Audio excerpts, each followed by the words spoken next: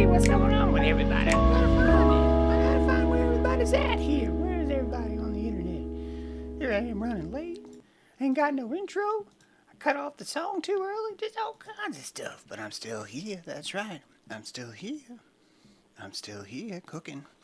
Good morning, all. Good morning. I'm talking to you in this voice today because I've been doing a lot of DJing lately. And, well, I just been doing a lot of voices lately, too. So good to see you. Welcome, all. Welcome to the show.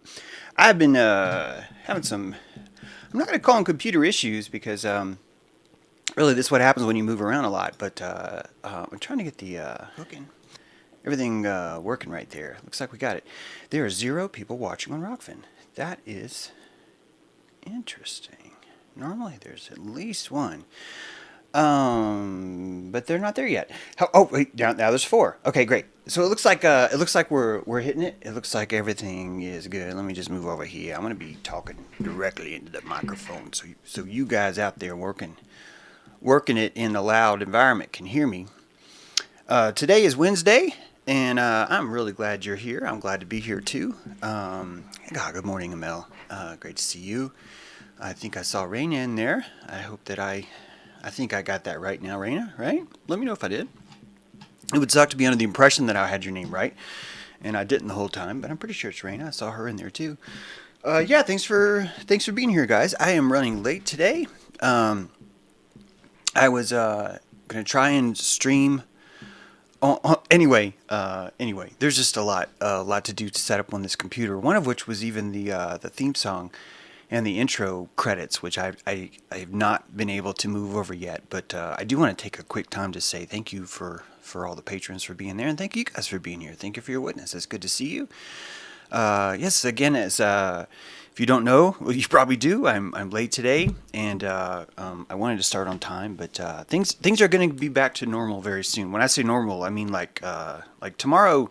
It looks like the weather's going to be nice tomorrow, and I'll be streaming from the deck. There's some awesome stuff to show you on there with the Blue Jays and the Crows and the Squirrels and all that. But it's been a little bit cold. It's been so cold. My vehicle. All right, glad to hear it, Raina. It's been so cold that my vehicle has been stuck up on a snowbank for 5 days until yesterday.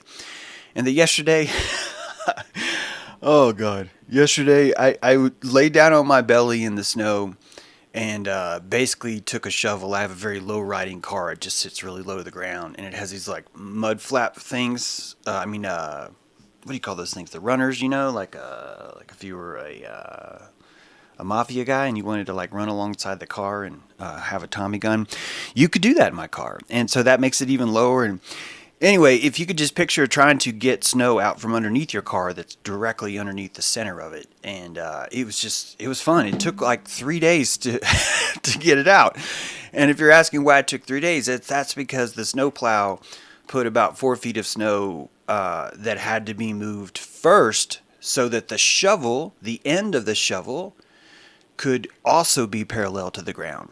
So I found myself having to move twice as much snow in order to access the snow that was underneath my car. Anyway, it was a lovely time. I say a lovely because I am so out of shape, and that was such a wake-up call to me. And I consider that a blessing. I do not think that I would have done that had it not been for my dog needing some dog treats. So, yeah, running boards. Thank you. And so yeah, that's part of the alchemy, isn't it? We find these situations that do these things to us, and then we look for a way to gain ground there. Let me just pull this window over. Quiet in the Rockfin chat. There's 6 people there though, so we'll see it. Today I am doing an AMA. I've never done that before. Kind of nervous about it because I get the feeling that maybe no one even really wants to ask me anything. That's very possible, and that's okay too. But Wednesday I want to do more this kind of stuff. And so it's a chance for that. And if it turns out this isn't a good idea, hey, no problem. We'll scrap it. We'll try something else. But I'd like to set this up with an AMA. I'd actually like to set it up where we could call in. I don't have my mod today, or else I would have set that up for today. But I can still. Actually, I see that Sark is in the room. And Sark, we could talk later. And basically, it's just set up some kind of AMA room, but I don't know. We'll talk about it later. But there's some people. Hey, William Branch. Hey, Annie. Hey, Shyler. That's a cool name, Shyler. It's interesting spelling there too. Yeah. So you're breaking up bad on Twitter. I had to come over to YouTube. That's good to know. Thanks, Green. It could be that. Definitely let me know how the internet connection. We'll move on. You guys will let me know. But yeah. In case you don't know, I've trying to set up 2 streaming stations. I've got the porch setup, which you guys are familiar with. This is my office setup. I believe tomorrow or the next day I'm getting some equipment to make all that possible. There's just a couple of little tiny things that I need, and then I'll be able to unleash the full power of this life star upon you. And we will find your planet Alderaan and send it lovely kisses from our life star. There you go. So, if there's anything that anyone wants to ask me, good or bad, provocative or not, if you want to try and trigger me, you guys already know that's pretty fucking easy. It's probably not even worth it anymore because of how easy it is. But yeah, I have a question, says Amanda Yates. I am working on a trapper hat for you. What is the circumference of your head? Wow. So first of all, I'm honored. Second of all, this just makes me realize that Sark has asked me the same circumference of my head, and I did not get back to him either. And the reason why is because I have not figured out a way to measure my head at home. I think that I need a string, right? And then after that string, I would take the string and then I would measure the length of the string. This would seem like a pretty easy answer, right? You'd think that it's something I could do. And some things are not as are not as forthcoming from me, especially when it's coming from so much promise. So thank you. You know what? Man, if I had a good song to play, I might just set that up and go get that string. But seriously, it could take me a long, long time before I even find that string. But maybe we'll make that part of the show here somehow if we can do that. So, but yeah, I will see what I can do. So there's a good AMA that I already did not answer, just like that. But string is hard to come by. It can be hard to come by, but it shouldn't be that hard, right? It shouldn't be. Why are you asking for my mother's birthday? That's weird. Use your belt, James True. Okay, I like that already. Waters Above has suggested that I use my belt, and damn, that's actually a pretty decent thought there. So let me just pull it out. And there's a great question, Tease. There's a great question. We'll try that. Hang on a second.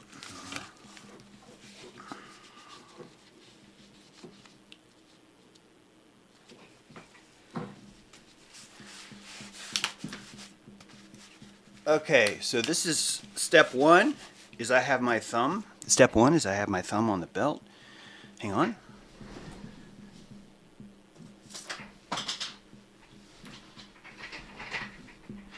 Step two is I've marked the belt. Step three is that I will now count every single seam in the belt, and we will give you an act. I'm just kidding. Step three will be we will. Damn, my head is that long. That circumference. That's a word, right? Circumference. That circumference. I think that me not having my belt on is going to remind me of that, because I don't know how easy it is to find a tape measure, but I hate it when I don't have something resolved. So let us consider what it would be like to find a tape measure. And as I want to get up and go into the other room and get a tape measure, but I've taken my belt off, so there's a chance my pants will fall down. But that's what happens on a Wednesday. Here we go.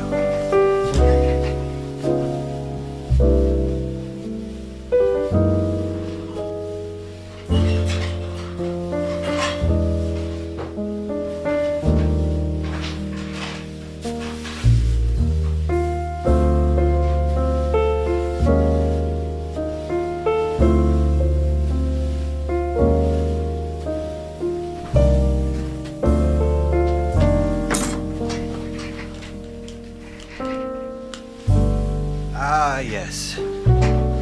Measure. What is the measure of a man?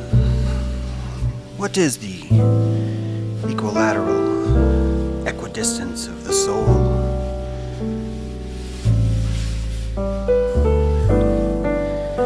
How many inches is the head versus the ass?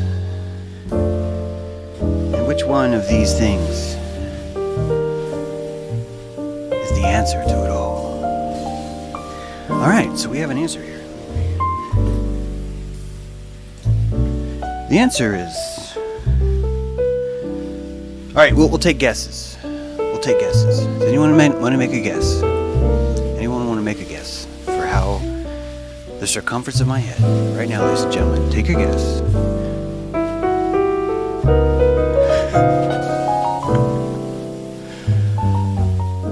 So there's like a lag on the guesses, but I have your answer. I have your answer here. I could give it to you in picos or inches. It's gonna have to be picos. I mean inches, because I think you guys aren't gonna know what picos are.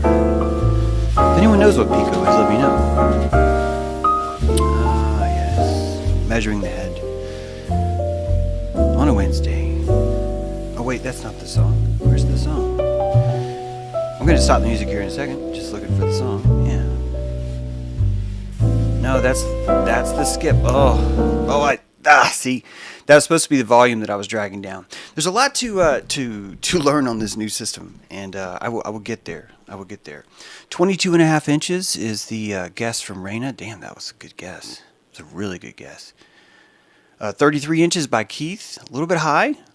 27 by Wolf Pup. I tell you, it looks like Raina's got it. It is 23, and if you stretch this belt, it's 23.5, and if you don't stretch this belt, it's 23 3/8. So there you go. There's your question. Now, there's your answer.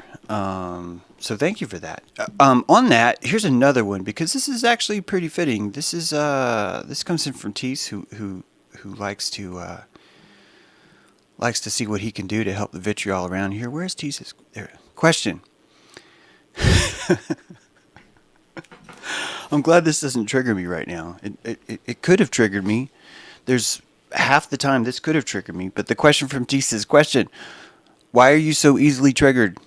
And what does it say about you, your ego, and your ideas?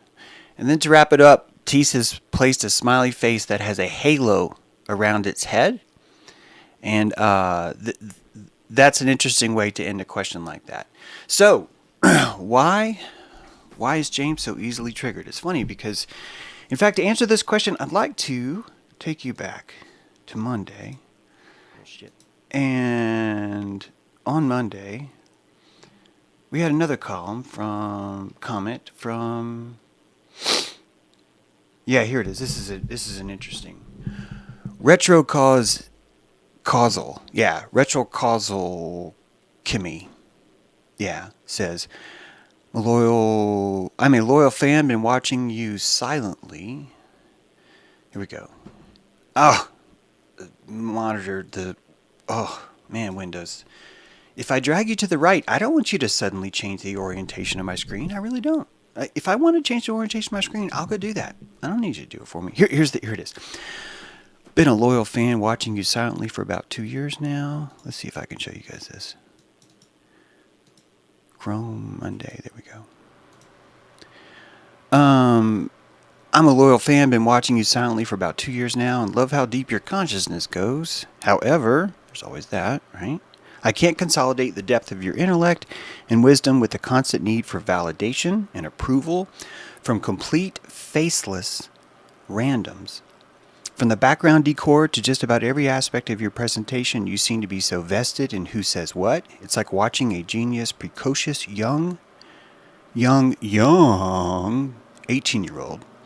I can't get my head around this. Why? Isn't it tiring? Don't you know by now how brilliant, needed, important, vital, essential your contribution to the collective consciousness is? Imagine how much you would flourish, was it not for this intermittent pollution of your mind, with the irrelevant and insipid having the audacity to throw their shite around like the primates they are. Oh, you're too white. Or, okay, I don't quite understand that. But then he goes on to say, why? I don't get it.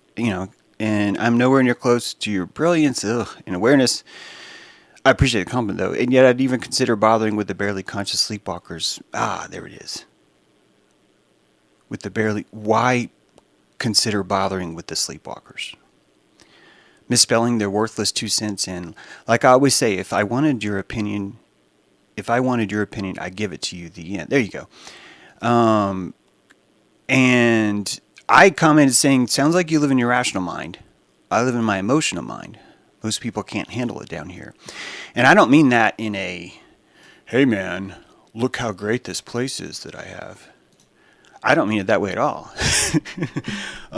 You can live your life in a up here where you rationally discern and determine people. And a lot of you guys are real quick. I want to answer Nebulous. Do you mind, Nebulous, sending questions over from DLive? It'll just be easier for me right now. But I will set up AMA to where we can do that on DLive too. So Nebulous, if you see questions over there, if you don't mind, if you can put them over here, I will work that out for next time.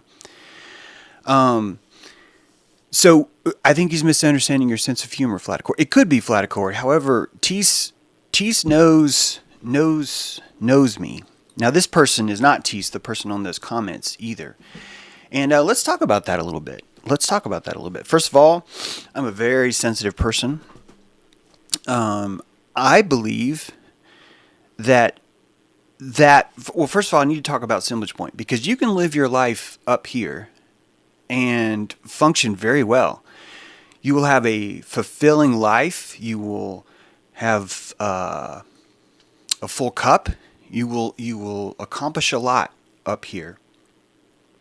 And I'm not even saying there's anything wrong with it. It's probably better. It's probably why most people are up there. Probably is.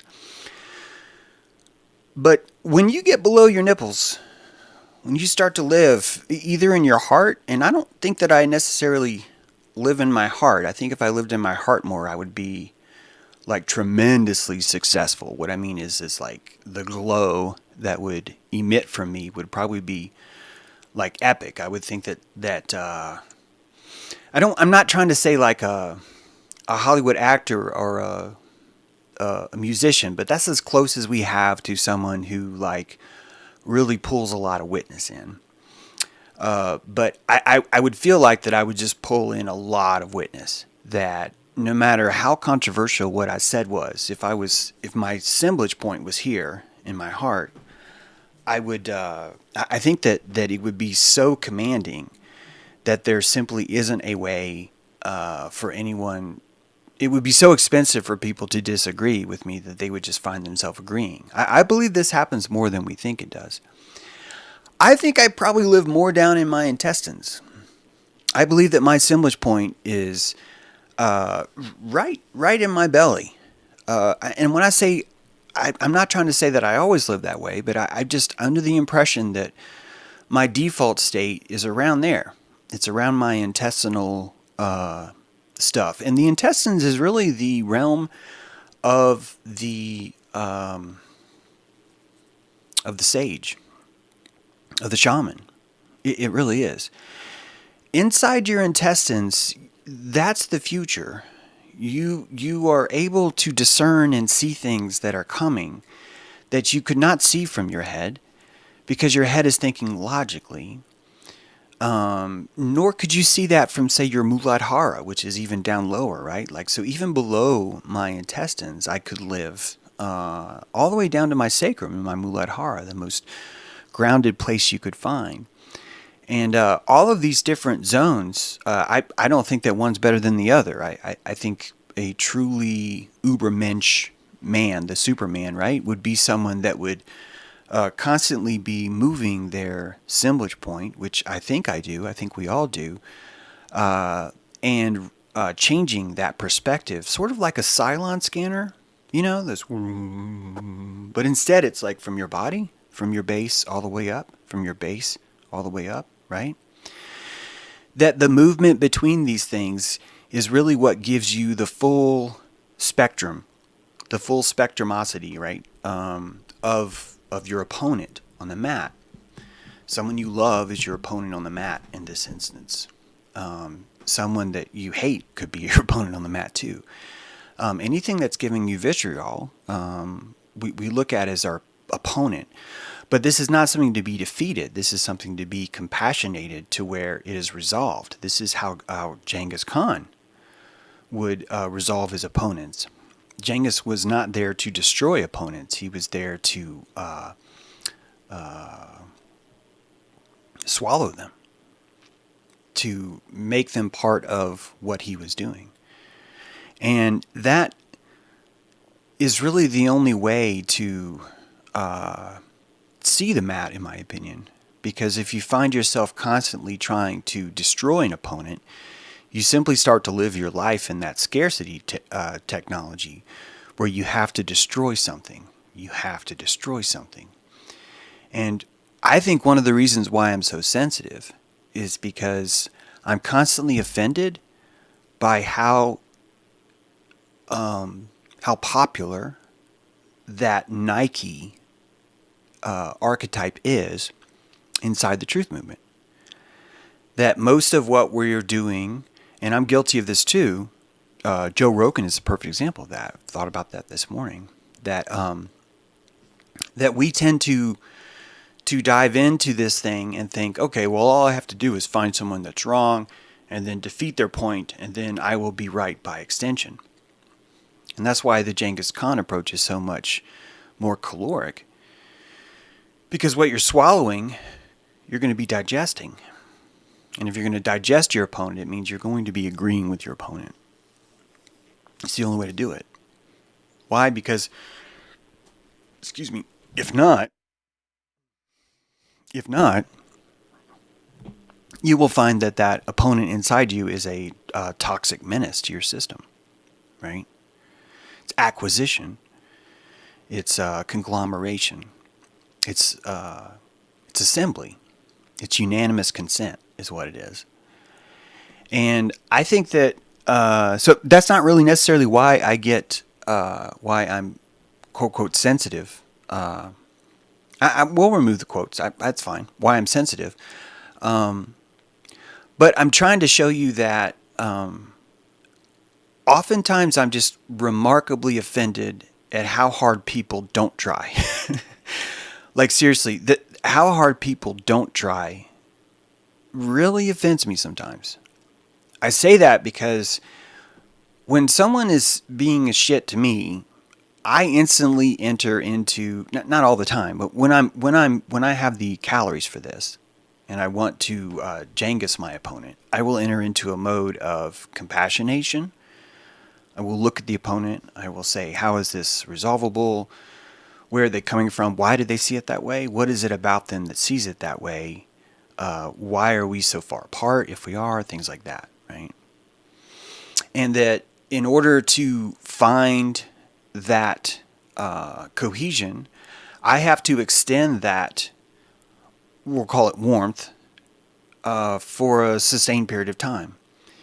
And that's an investment that I have to make in it's a cold call investment. I'm walking up and I'm saying, I'm going to get this call. I'm going to get this sale. I'm going to make this sale. And you begin to extract that. And the moment you do that, someone finds that very profitable and they start to wipe their feet on it. They instantly start to wipe their feet on it. And you knew that was coming because you've been doing this a while. And you're okay with that because you're resilient, things like that. You even know that by watching the way that they wipe your feet on your welcome mat, you sort of have a clue about the terrain they've been in, right? Where they've been walking, how did they get here, stuff like that. And the entire time while they're wiping your feet, you don't know if they're actually going to come inside. Maybe they're going to take their shoes off and come inside. Maybe the entire wiping of their feet is them washing their hands so that they can shake your hands, right? So that they can embrace you. And you don't know yet. And most of us who pay attention to energy, we're aware of this transaction.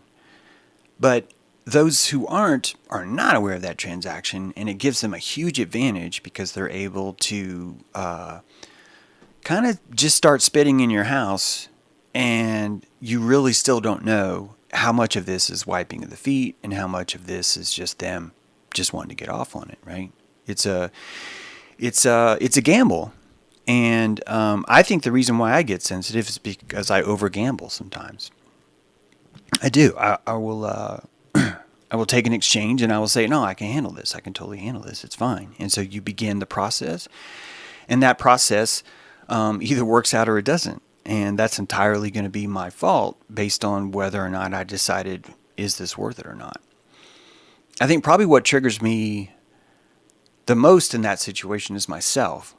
And what that is that there's a constant flip-flop between, have I compromised my immunity, my boundaries, or have I simply extended myself because I know that it'll work out in the end? And when you set up a philosophy for life, you will have a trading strategy with people, and you will begin that, and that strategy will either work or it won't. And when it doesn't work, you will feel the pressure of that. You will go down. You will feel the oh fuck, oh fuck, oh fuck. That comes out as being sensitive. It comes out as well, it comes out as just a genuine person. We're just calling that sensitive. We're calling genuine humanity sensitive now. And just as that comment said, which I do think was constructive, he's saying, why do you constantly just fuck up like that when you could win, when you could win, when you could win? And I think probably the majority of that is because my goal is not really to win. My goal is to understand. And you could certainly call that a win. I definitely would. But to understand someone is not necessarily to feel better. By me understanding someone, I don't walk away feeling better. I certainly feel closer to them, but I could feel feeling closer to someone that just isn't right to me. That it doesn't have the right bent on things.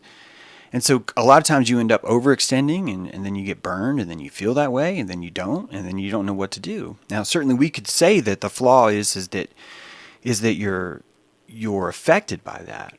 We could say that, James, your flaw is that A, you're affected by that, and B, you show it. And so I think what I'm really hearing in that comment more is why are you affected by things, and why do you show that you're affected by things? You would be so much better off if you weren't. And here's the thing. I would not be better off if I did that. The times in my life where I've tried to do that, I was working at a law firm, was a runner there, got promoted to researcher. It's a pretty big deal because I hadn't even been to law school yet. It was really in that realm. I was taking depositions for the public defender's office at the local courthouse. I was walking into jails, sitting down with the clients and listening to them tell me stories, and having to record that deposition and make notes about as much as I could. I only had that job because before that in high school, for whatever reason, I was hired as an insurance adjuster. I say that because it was pretty good job for someone in high school. I didn't want to work in high school, but anyway. And so I was going to people's houses from a very young age, and they would sit me down in their living room and they would tell me about the tree that fell in their house or the car accident they had. Or sometimes they would tell me how they were wounded by an industrial accident and that they weren't able to work anymore. Or sometimes they would pretend that they were wounded in an industrial accident and they couldn't work anymore. And all of these things,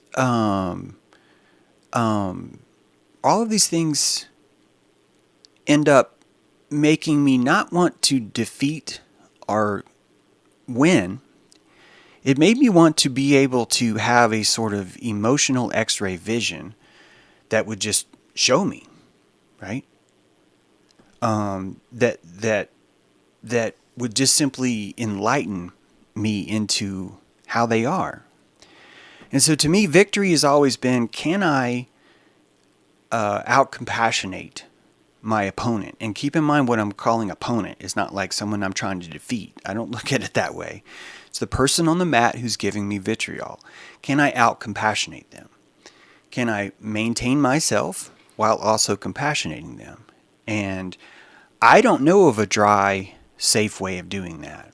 I do not think that I could wear a battle armor mecha assault RoboCop uniform and go in and compassionate someone. It's kind of like being a hostage negotiator, where sure, you could walk in as a hostage negotiator with an M60 and a full body armor, but you're not going to actually be able to do anything.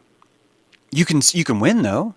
You can go home every night. You can win, and every hostage will die and stuff like that. I mean, that's very possible, but that's not really the goal. My goal is not to survive. My goal is to out-compassionate.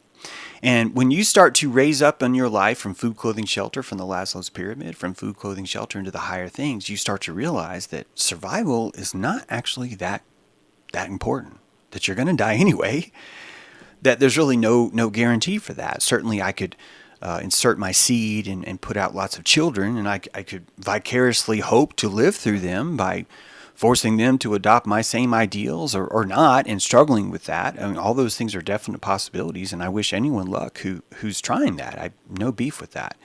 But when you've done that maybe for a few lifetimes, and I don't believe that there's older souls versus younger souls. I just think that we can ancestrally tap into our memories. That I think that there comes a point where you start to look at different things. Sanctity is a big word. I'd rather have sanctity than persistence. I'd rather maintain my sanctity than sacrifice that for my persistence and end up with a sort of in my armor kind of a thing. Does it hurt me? Absolutely. Does it hurt my career? Yeah, probably. It also helps my career, though. It also allows people to connect with me that would never connect with me. I've had people, pretty violent, angry people, stabilize because I was able to hold their presence long. Because I was able to hold them on the mat and regulate them. Really violent people sometimes. Whether it be the kids I was working at in the wilderness camp, which were, when I say kids, I mean 14 to 17-year-olds sometimes. Whether it be the criminals in the jail cell. Whether it be my own upbringing growing up. I remember this guy, Travis and Matt Perkins, Travis something. Anyway, they used to come over and beat me up after school. And the next thing I know, Travis is crying because his girlfriend Karen has hurt his feelings. And he's expressing to me how hurt he is by this, and I'm helping him right after getting my ass kicked. I'm helping him resolve his problems with his girlfriend. And why? Because while he was doing things to me physically to cause me pain, I was compassionating the fuck out of him. I was like going, why is he doing this? How do I make him stop? I don't want to play the same game as he has. The times that when I was younger, the times that I would try and return the violence. I would feel so bad afterwards that I'd rather just get hit for it. The last time I hit somebody was in 6th grade, and it was over a girl named Beth Hodges. Beth wears a mask now. But that was over a girl named Beth Hodges, and I hit Todd right in the face. I think he might have pushed me first, but I could be lying. I could have just remembered that to feel like I was a victim in it all. I just don't know. But I remember how bad it felt to hit him. I remember for days, weeks, and months it felt bad. I remember that when I apologized to him, he would not accept my apology. I remember how much it hurt my feelings that he would not accept my apology. That hurt a lot. And I haven't found myself wanting to do things like that again. In the Navy, there was a couple times where some sailors would get drunk and I would mouth off and they would mouth off and shit like that. But by then, I think I was tall enough to where any kind of physical struggle just didn't happen. People just didn't see me as something that would be easy to pull that off or whatnot, you know? I'm going to have to grab a tissue for my nose. I'll be right back. Let me see. Let's see if I can do this right. That's the same song. We'll try this one. I'll be right back. This is the dramatic music for me wiping my nose. Also, I'm going to get some water. I'll be right back. Thank you.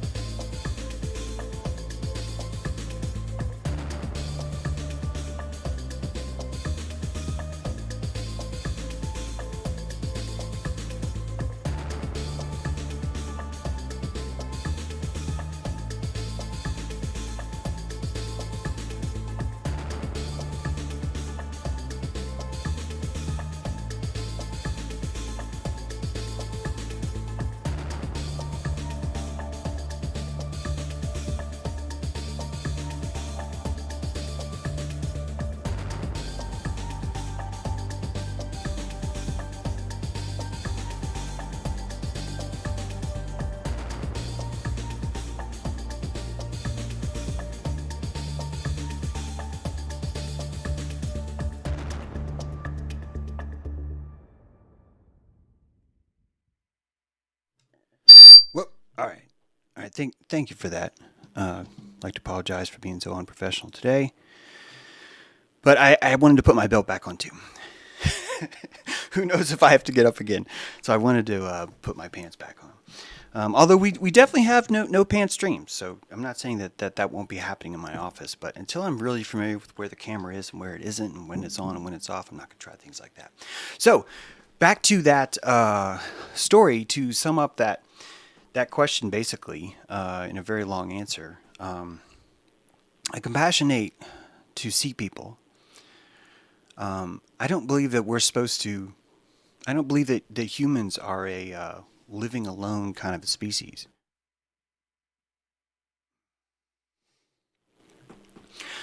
I don't think that the man who is not affected by his neighbors, regardless of how. What was the word he used? He didn't say normie, but he called them something, right? He said, Retro said, what do you call them? Sleepwalkers.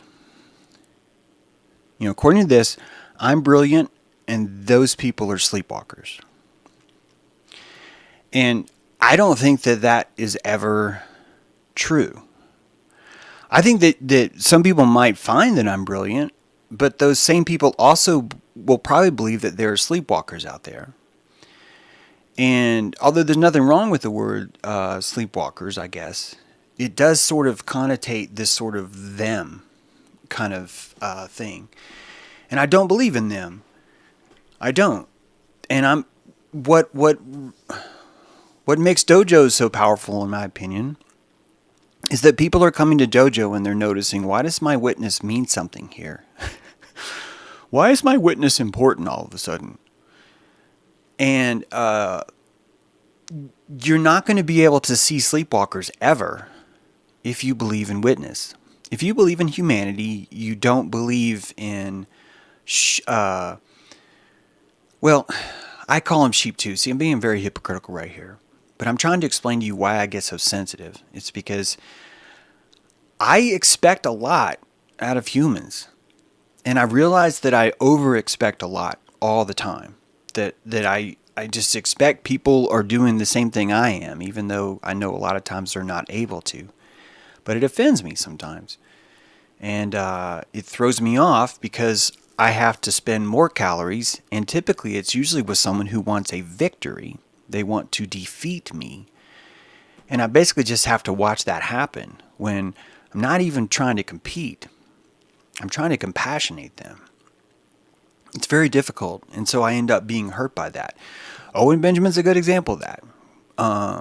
If you go in the Reddit posts, you'll see a lot of people making fun of me because as Owen was shitting on my name, I was posting on Twitter saying, Owen's my friend.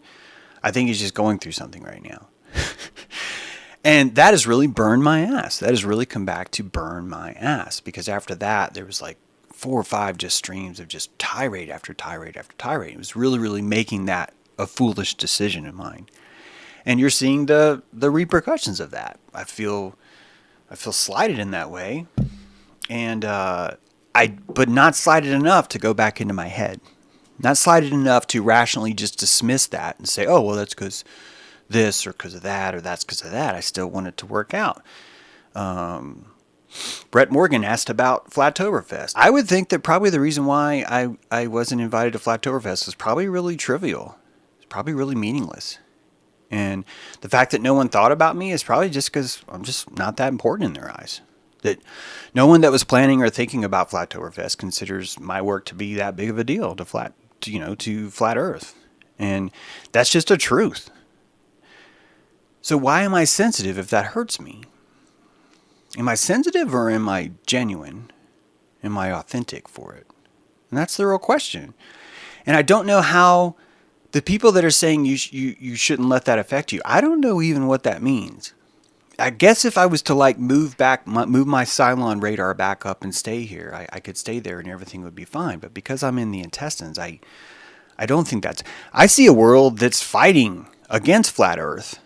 And so in my mind, anyone who is a flat earther, there's sort of supposed to be an alliance between us. And when you have an alliance like that, there's just would be more communication is all. There would just be more. That's all. It's like, hey, James, I don't have room on the roster for you for Flattoberfest this year, but hey, do you want to help us push some tickets? Do you want to, whatever? It's things like that. But that's me expecting my opponent on the mat to be doing the same thing. And it's just not that way. Keep in mind, people want victories all the time. And so a lot of times you find yourself compassionating with someone who wants a victory, who just wants to defeat you. I don't know if that was the case with the Flattoberfest people. I don't. I can tell you it wasn't with Rose. I can tell you Rose has been ones that's constantly, when things like that happens, for whatever reason, it could just be coincidence. But when things like that happen, Rose is usually calling me up out of the blue. Or I should say texting me, because she's just more of a texter. But she'll text me out of the blue and just say blah, blah, blah. Stuff like that. By the way, Rose has had an issue in the hospital yesterday. And it was like a mask issue too, with her trying to get care there and stuff. And so just sending some love that way. I don't think that you guys, I don't want to frame here's how you should behave. Some of you were laughing like, well, don't worry. But I don't want you guys to watch me because this is how you should behave. Although maybe, but I'd rather you just watch me to see this is what authenticity might look like. I say might because I try and push as much authenticity as I can. Sometimes I don't take questions because I don't want to be triggered and I don't want to have shit like that happen. I don't want to run personal vendettas online, shit like that. It's I realize now I mentioned his name, and so you could look at that as the same thing. This is what I mean. I really want to negotiate the authenticity, but at the same time, just showing you. I hope that what you will see is that, damn, that dude's not afraid to show me how he feels. That's what my hope is.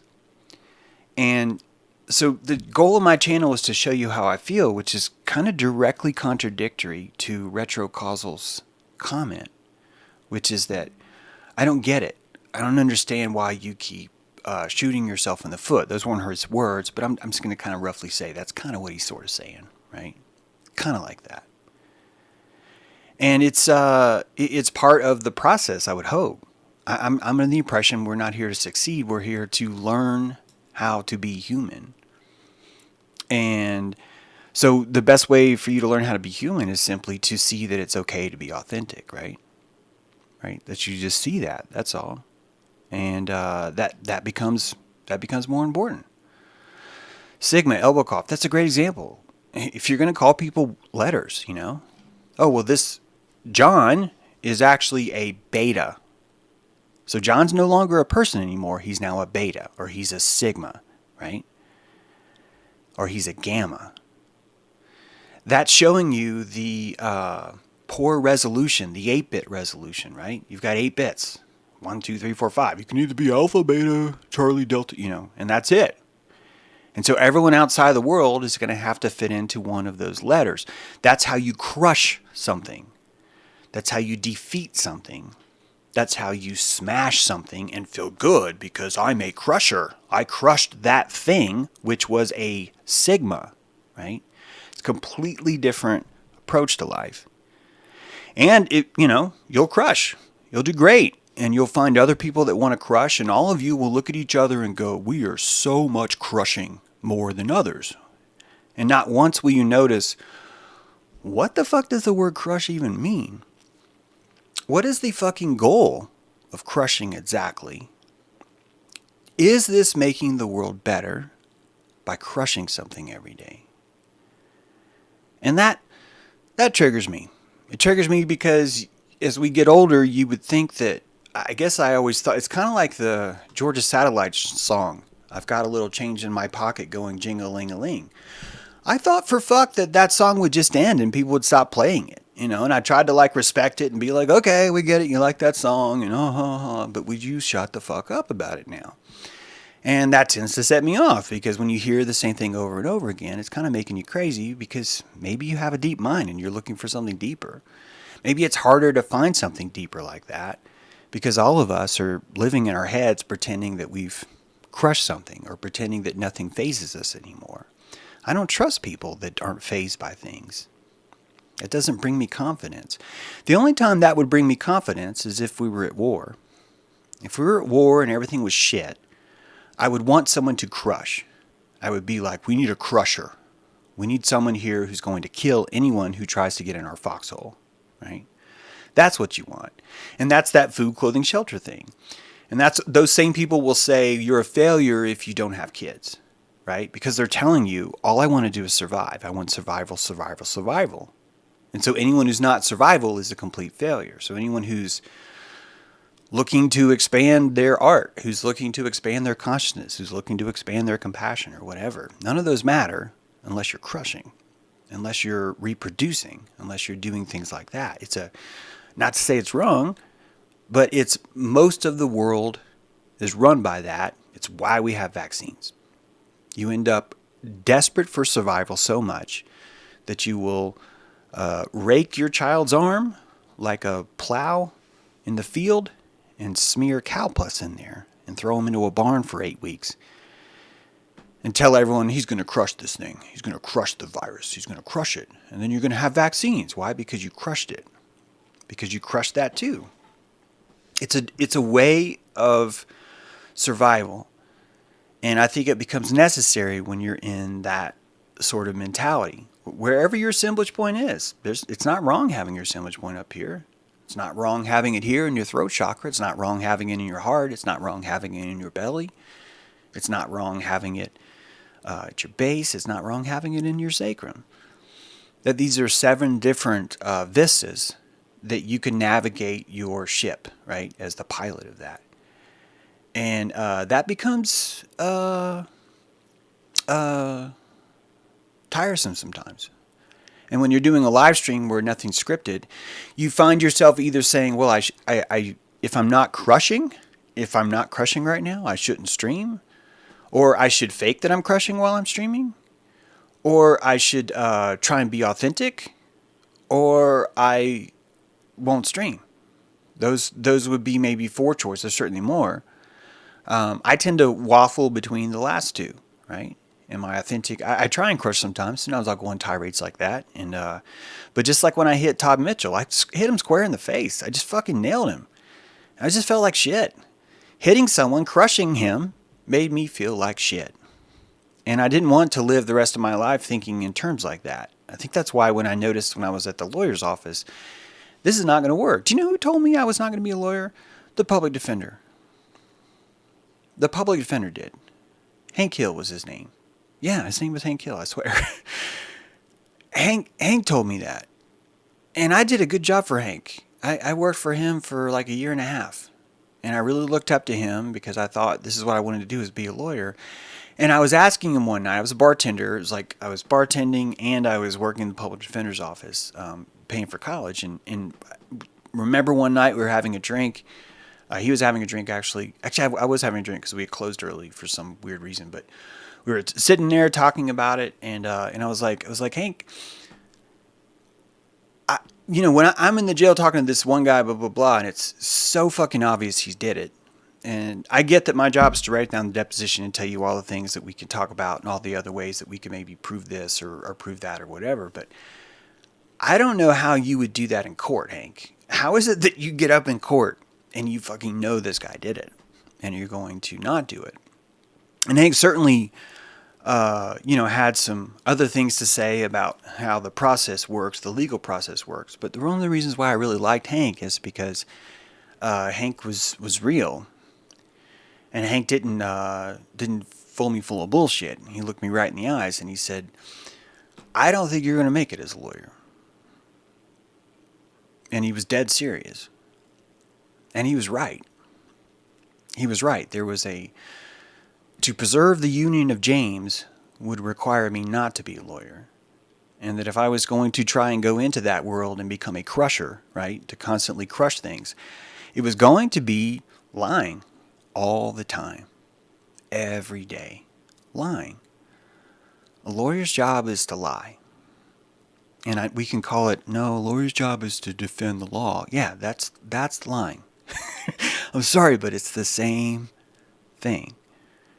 And it requires the same state. It requires the same presence. And when I enter into that crushing spirit, I don't want to go back into my heart. When I crush, I would want to be in my heart less, because being in my heart would make me feel uncomfortable. Why? Because I felt better by crushing someone. It made me feel good, right? And so you end up tainting the sanctity of it. That's really what it's about. You end up tainting the sanctity of it. This is why we have things like virginity. This is why we have that. The concept of virginity is that basically it's sanctity stretched out. That's all. So, it's probably enough of that. Yeah, I'm not here to shoot him down, man. Weldon Barrett, you're probably a bear, so you probably watch him, and that's fine. Maybe you don't, I don't know. But if there were no truthers like us, there'd be no Owens. He's a baby truther on his way. I don't even know if he's a baby truther. I say that because Owen is much more successful than me. Owen got $400,000 from his viewers to build a castle. Now it's Bertaria, whatever. But the point is that when you analyze the world from this success standpoint, if you were in a position of, think about it this way, if you're in a position of retrocausal alchemy, what retrocausal alchemy is saying is, why aren't you more like Owen? Why aren't you just crushing? Why aren't you calling these people bad names? Right? Why aren't you just dismissing them and rationally disengaging and crush? That kind of thing. And it's because there's something called sanctity. It's just better. I'm not morally superior. I simply have a different goal. And the goal will look confusing to you if you're watching me on the field, because you're noticing that one soccer player right there. Yeah, I'm going to use soccer. That one soccer player right there, he doesn't actually care if we score a goal. He's there to find his personality on the field. He's there to discover who he is in his inner essence. He's more about the grace of it. He's more about the mechanics and the efficiency, the choreography of it. And then there's the bruisers who are not there for that. They're there to not tune into their body, right? That the pain that they inject upon themselves is something to be ignored, not enhanced. And that's a very valid tactic, and it will get you far. This is why Nike is such a crucial symbol, y'all. Seriously. Crucial to this endeavor is the statue of Nike. I'm going to look that up for you guys. Statue of Nike. This is really saying it all. Let's see. Statue of Nike and Athena. The Greeks knew what the fuck they were talking about. Here we go. I'm going to do...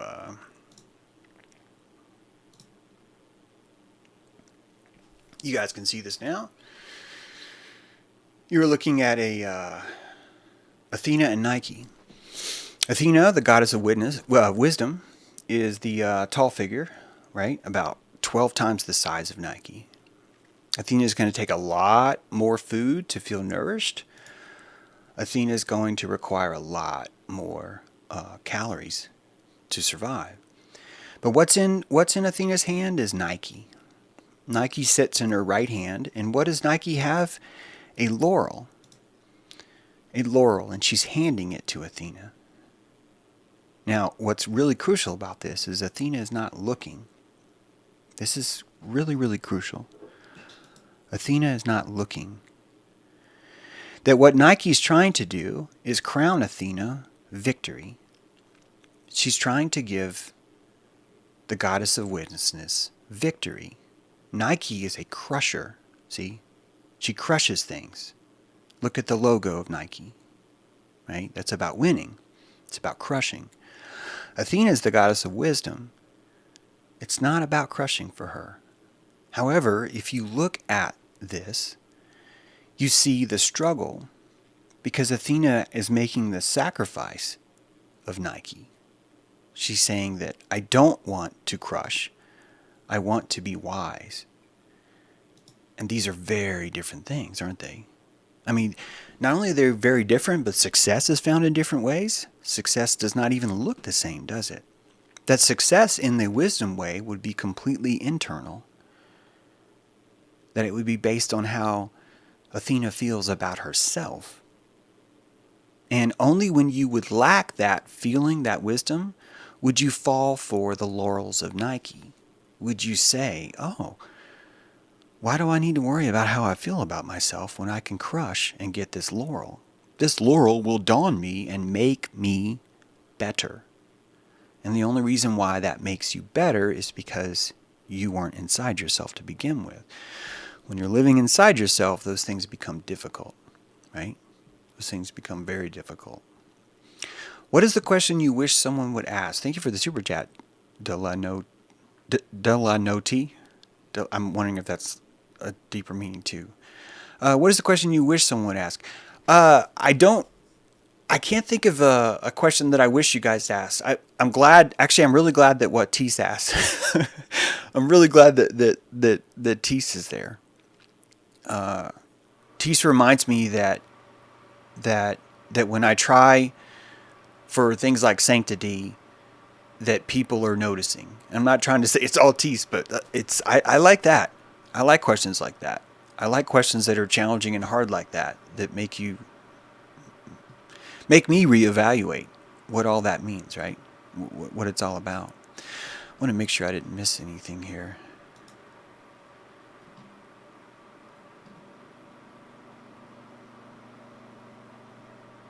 Yeah, Rose, Annie, yeah, love to Rose.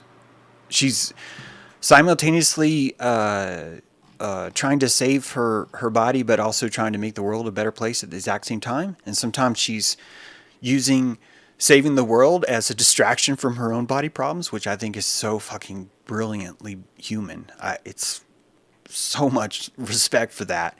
And other times it's the exact opposite, where she's simply just suffering and she's simply just having trouble and she wants to survive. And there's that too. And it's being authentic during these times is good vitriol. It's good. I'm very blessed to have this opportunity to even feel this, harnessing the power of your witness right now by doing it. I really am. James, if you actually started a wilderness camp, you might also get $400,000. You don't have to, because it's an insane amount of work. But to be fair to Owen and his vitamins and makeup, he did that. So, great point, Sasquatch.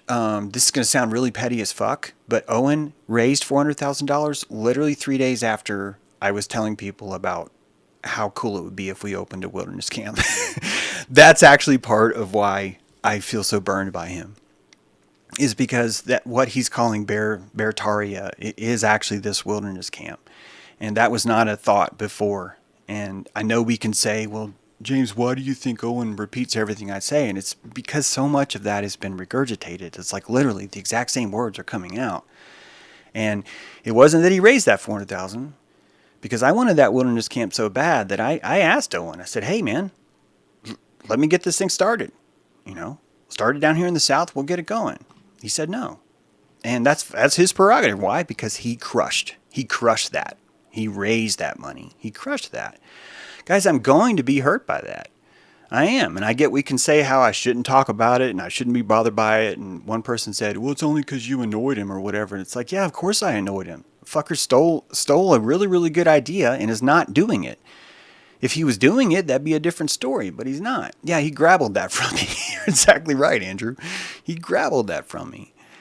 And because people like Owen and they just want to enjoy it, they get mad at me for harshing that vibe. And I'm sure some of you are mad at me now for doing it. I apologize. It doesn't help me to know that your vibe is harshed. And that's what I did with Joe Rogan. I'm pissed about Rogan because the guy is normalizing testing. But my listeners are mad because some of my listeners enjoy Joe Rogan. They think that he's helping. And they have a point. This morning I was on Twitter and someone said, the truckers that's the cabal. It's all the cabal. And all these truckers that want vaccine mandates to be bad, that's just the cabal secretly working through them. And my thought is like, what's the fucking point? Because if any of us was to have luck, if a small group of us was to start our own barter currency, the second that became popular, someone would be there to crush it. Someone would be there to shit on it on Twitter and say, This is the cabal doing that. This is the cabal doing that. And guess what? I'm doing the same thing when I do that about Joe Rogan. I'm doing the same thing. And that shit is not easy to look at. It's not. It's not. That stuff is hard to look at. And having it come up in streams like this, it makes me look at it even more because, again, I'm leveraging the witness here.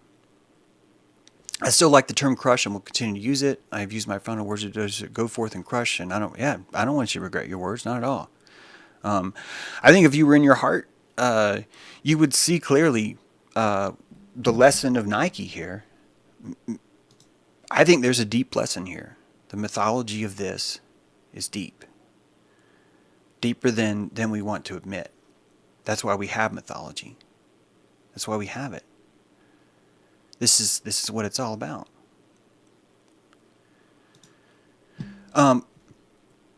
Maybe, Kristen, I want you to know that I actually offered to go up there and do it too. And then next thing you know, I was a Luciferian because I wanted to have a fire in the woods. Just so you know, that actually was on the table for me to move up there and do that. But then the Luciferian thing hit, and it just blew up. And that blows up now. You'll see that now on Twitter. You'll see that now at the Flattoberfest. You'll see that in Glowbusters. They'll say that every 7 or 8 minutes. The word Luciferian will come out, and it's so nonchalant, and it's painful because you're watching people tell you, "Hey guys, I can't see why people would just fall for this crap. I mean, it's so ridiculous." And then the very next time they're using the word Luciferian. It's everywhere, including on me. And the job is not to get rid of it. The job is to see it. That when we give witness to those things, we find that we're able to absorb that opponent, and it becomes a part of us. And when it's a part of us, when we fully digested what it is and what it means, we're only left with compassion for it. That's it. That's it. I agree, Keith. Keith says, I'm mad at Joe Rogan for making people drink donkey semen and eat bugs for money. So, one correction, Keith. He did not make anyone. But when you're watching what Joe Rogan was doing, what was he doing? He was peddling people's sanctity for fame, right? That entire show was based on how cheap is your sanctity? How much can I take it from you on live television, and how much of you will enjoy it? Things like that. That wasn't Joe Rogan forcing that. No, that was some of the best vitriol ever. I guarantee you that if you were to go visit the people that ate the donkey semen or whatever he made them do, or I shouldn't say made, that's a very victimhood word if you think about it. I would imagine that those people regret that. And that I would think that the first time that one of those dudes walked into a Ryan Steakhouse and someone said, "Hey, you're the dude that ate the donkey semen," he immediately understood what happened. Right then, he knew. Right? That's when that happened. And that never goes away. And Joe Rogan doesn't feel that. Not at all. I don't think Owen feels it. Not at all. If Owen felt regret from that, he would have answered my calls. He would have done something like that. There's a way to survive in this world without being in those zones. You don't have to do it. It's okay. And the only way you're going to be able to maintain that is by crushing. You're going to have to do a lot of crushing. No offense to that word. Use it all you want now. James, how do you not just own it? The more they call me that, the more I just lean into it and be their villain. How and why do you not? Oh, it's such a great question. Okay, to be really frank here, Sark's asking me, how do you not just own the term Luciferian, James? The more they call Sark that, the more he leans into it. And if you want to know the real answer, Sark, it's because you're here to show me. Your mission, Sark, that even though you're watching me on TV, on the screen right now, is that actually I'm here to watch you. That your presence in this has been crucial because I'm watching someone doing that very same thing, and I'm like, I don't know. It's a really good question. Could certainly maybe give you some excuses about the terrain theory, about what I grew up in, and just I can also say though, and I don't care if you think this is reaching, because it could be. I'll find out after I say it, because I don't actually know what I'm going to say here. But I also think that there's something brilliant about really not ever being the contrarian to someone. So, like last year, as everyone was insisting that I wasn't a Christian, I actually doubled down on my Christianity. And the reason why I did that is because of the crucifix itself. The image of the crucifix simply affects me.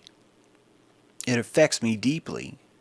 And so, for me, okay, perfect example. Sorry, I'm all over the place here, but Thomas Sheridan, brilliant thinker. If you guys haven't read his work, half of you are going to be like, oh my God. And the other half are going to be like, yeah, it's pretty cool. Brilliant guy. He came out 2 years ago and started just saying, Hail Lucifer, and he would do his like horns and stuff. And he was like making a prayer to Lucifer. And I found that to be very salacious. I was like, wow, look at that. But I also knew that Thomas was doing that to be salacious, that Thomas was actually utilizing the magic of that psyche. And Thomas does this. One of the reasons why I got attracted to Thomas's work is that I would watch him cast spells on Twitter on people, but he would utilize what they were saying as part of the spell. He would just simply take their spell and snowball it for them and show you where it leads. And I believe that it's not accurate. If I was to reject the Christ and embrace the Lucifer, I would be telling people that Christ and Lucifer were two different people. And so I think that I want to work with the people that have embraced that archetype of Lucifer, but I also want to bridge the gap between those who can't see it.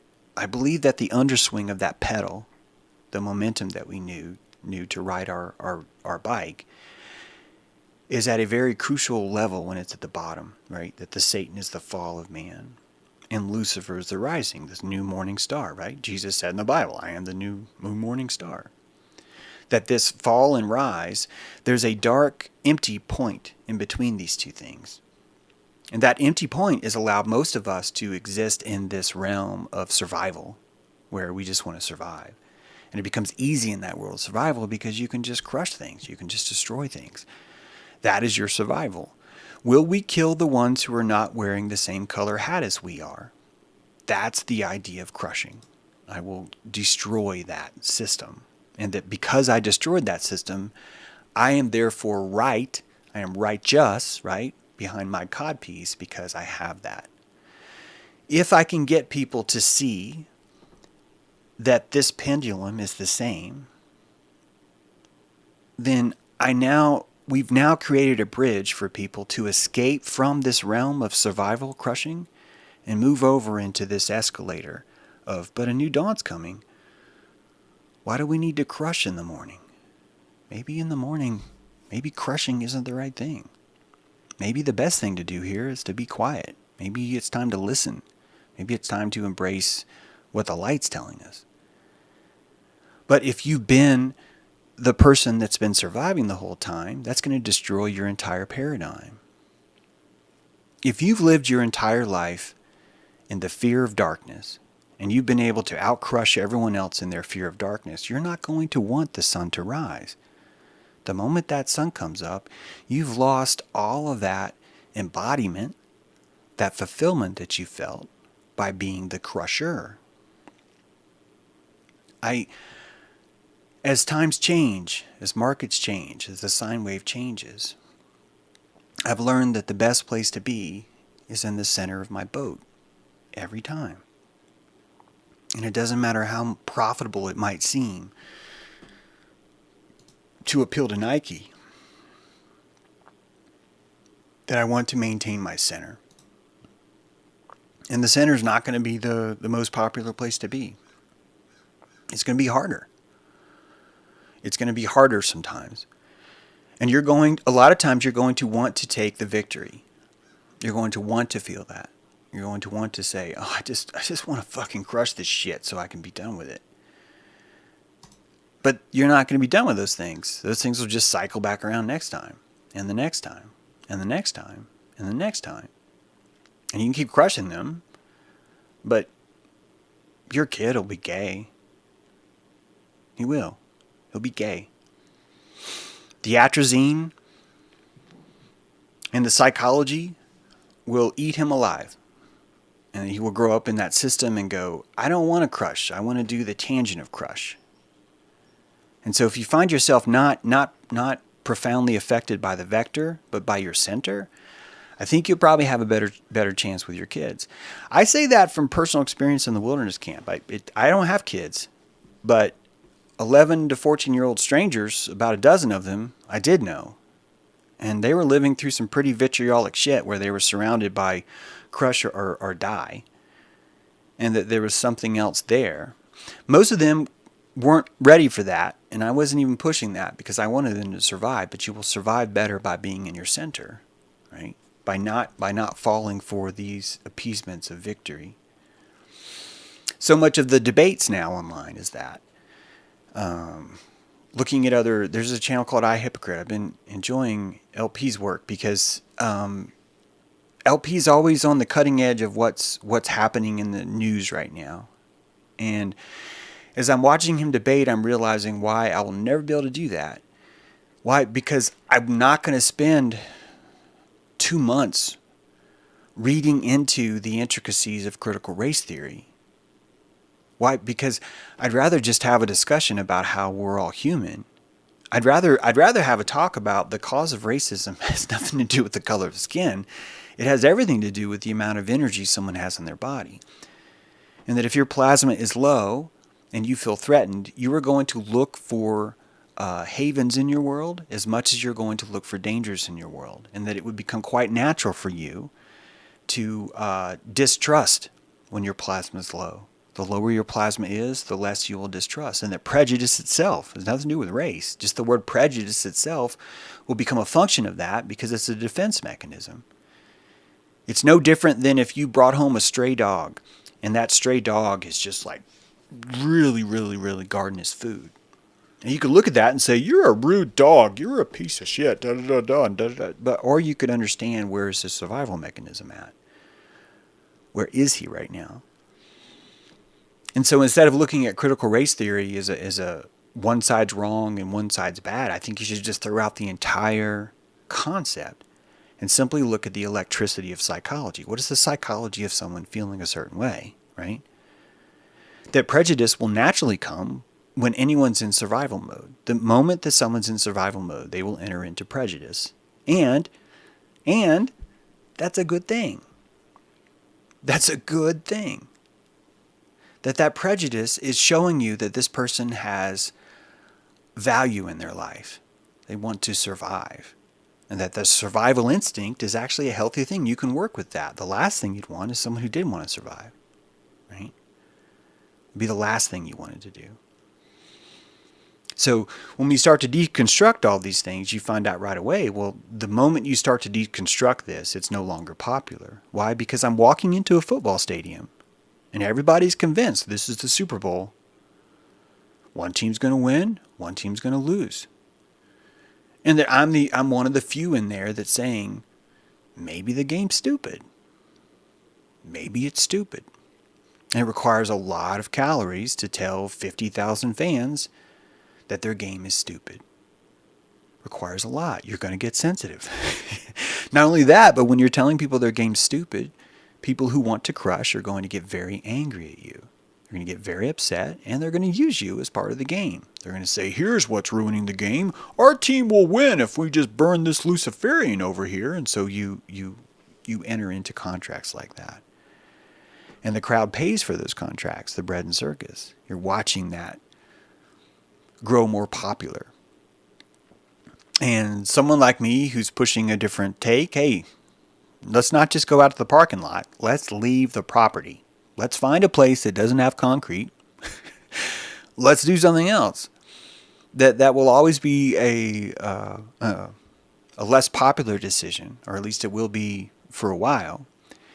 And that when you're in that less popular position, you're going to find yourself sensitive. You're going to find yourself concerned about how things are going. You're going to constantly be exercising your prejudice to survive. See, I'm no different. My prejudice is is with Owen for some days, right? Or my prejudice is with Rogan, or my prejudice is with what I had some guy today just telling her about the trucker thing. That was so shitty to be like, the trucker revolt disproves the cabal. And it's just like, how are you ever going to get better? How are we ever going to get better if any kind of signs at all that could be positive have to be looked at that way? And then boom, reminds me of what I said about Rogan. See, this is the good stuff. And when I say good, it's not crushing. It's not victorious. I don't get to leave this going, oh, I'm so right and they were so wrong. Oh, God, I'm so right all the time. Holy fuck, I'm so right all the time. I don't get to do that. I don't. I'm constantly going, what the fuck did I miss? Did I go deep enough? Why is this person not reacting positively to this, right? Things like that. It's a never-ending battle, which is why there's not a lot of Athenas out there. There's not. This is a hard road.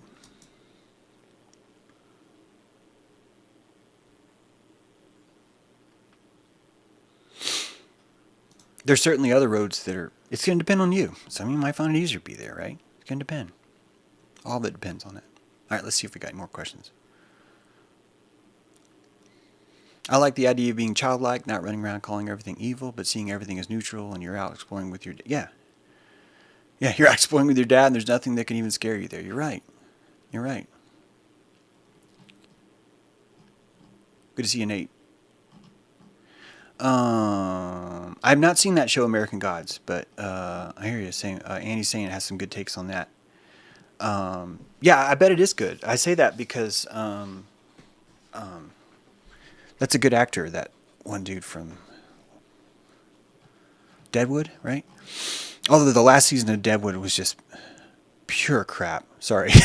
But oh my God, it was just awful. That last season was so bad. So bad. Yeah, I could see the Loki in me, the watcher. James Loki Truth. Yeah, I could see that. I've definitely got that more Loki thing going on. And look at how movies treat that, right? So that's the bad thing. That's the bad one, right? Because Thor's good, because he crushes things with his hammer. He's got a hammer, see? And he's obsessed with people who want to touch his hammer. It's like I said, man. As the earth is raising its vibration, these things change too. And I'm not here to have a cushy job. I'm not here to have a cushy life. I'm here to see if I can push up this chakra, right? I'd like to make it expensive to stay there. I'd like to make it expensive to shit on the very archetypes that we need to raise ourselves up. All people have to do is watch that demonic governor of New York for 2 minutes and they will be out of James's no such thing as good and evil philosophy. Well, you're fucking wrong, Brett. You're fucking wrong, because you can look at someone who's seriously deranged and fucked up and you don't have to say there's evil. Evil is the idea that someone is born with a propensity to cause degradation. And if someone was addicted to evil, they would want that evil in themselves too. And I would say to you that I do not think that it's possible for evil to persist as a predominant powerful force in the world, simply because the philosophy of evil itself is degradation. What's happened, Brett, is that you've watched the movie American Psychopath, and you believe that that's true. You believe that there are people that were so psychopathic that they ended up in charge of everything. And that's a valuable way to look at the world. Why? Because it will help you crush. You will find people in the dark that will help you crush things. You guys will go out and you will burn a lot of motherfucking witches. You will. You will burn witches like a mofo. You will chop off your kids' genitals. You will attach them to sticks. You will run them through the village. And you will keep hunting evil. You will hunt evil so bad that you will invent a vaccine against evil. And you will prick people with that vaccine to find the evil that's inside them. And no matter what, no matter how many times you don't find it, you simply will tell yourself you're not looking hard enough and you have to crush more.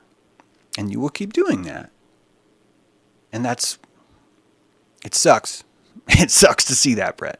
It sucks to see that. Because I don't blame the governor of New York. I blame the people that voted for the governor of New York. Do you honestly think, Brett, that that man was born into power and that the entire world was like, oh, we don't have a choice, we're going to have to vote for you for governor? Sorry to pick on you, Brett, but fuck, dude, think about what you're saying. You're literally handing every single person in the world a get out of their own bullshit consequences free card by saying it's because the governor himself is evil. And that is fucked up. You are the one fucked up there. Yeah, I think you're more fucked up than the governor in that situation because you're the one telling everyone in New York, none of you guys have any power, none of you guys have any influence at all. No matter what you do, this evil guy's going to be born there. And that's not fucking true. That the voters put him there. And what puts him there? The philosophy of crushing. The philosophy of victory puts him there.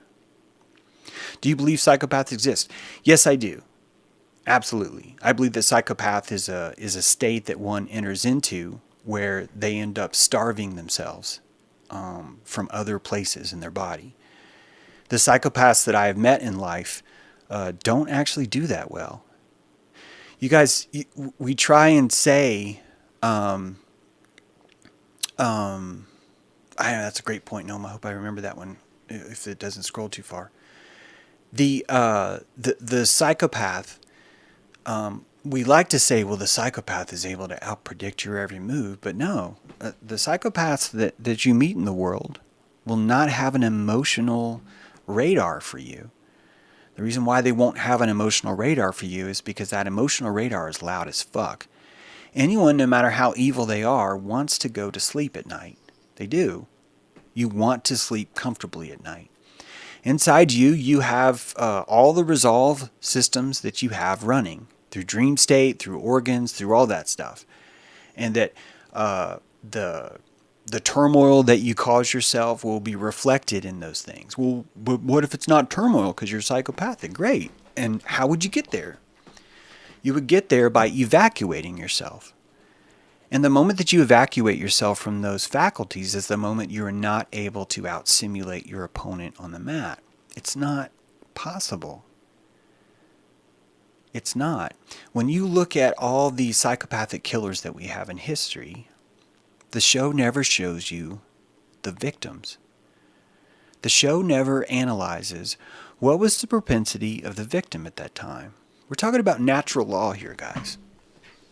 And some of you aren't going to be ready for natural law. Government is for people that aren't ready for natural law. It's insurance, right? People are promising you the insurance of survival. That's what civilization is. But natural law doesn't promise you survival. No. Natural law tells you that you will exist for as long as you exist. It will either work out or it won't. You will get what you want or you won't get what you want. There's no guarantees here.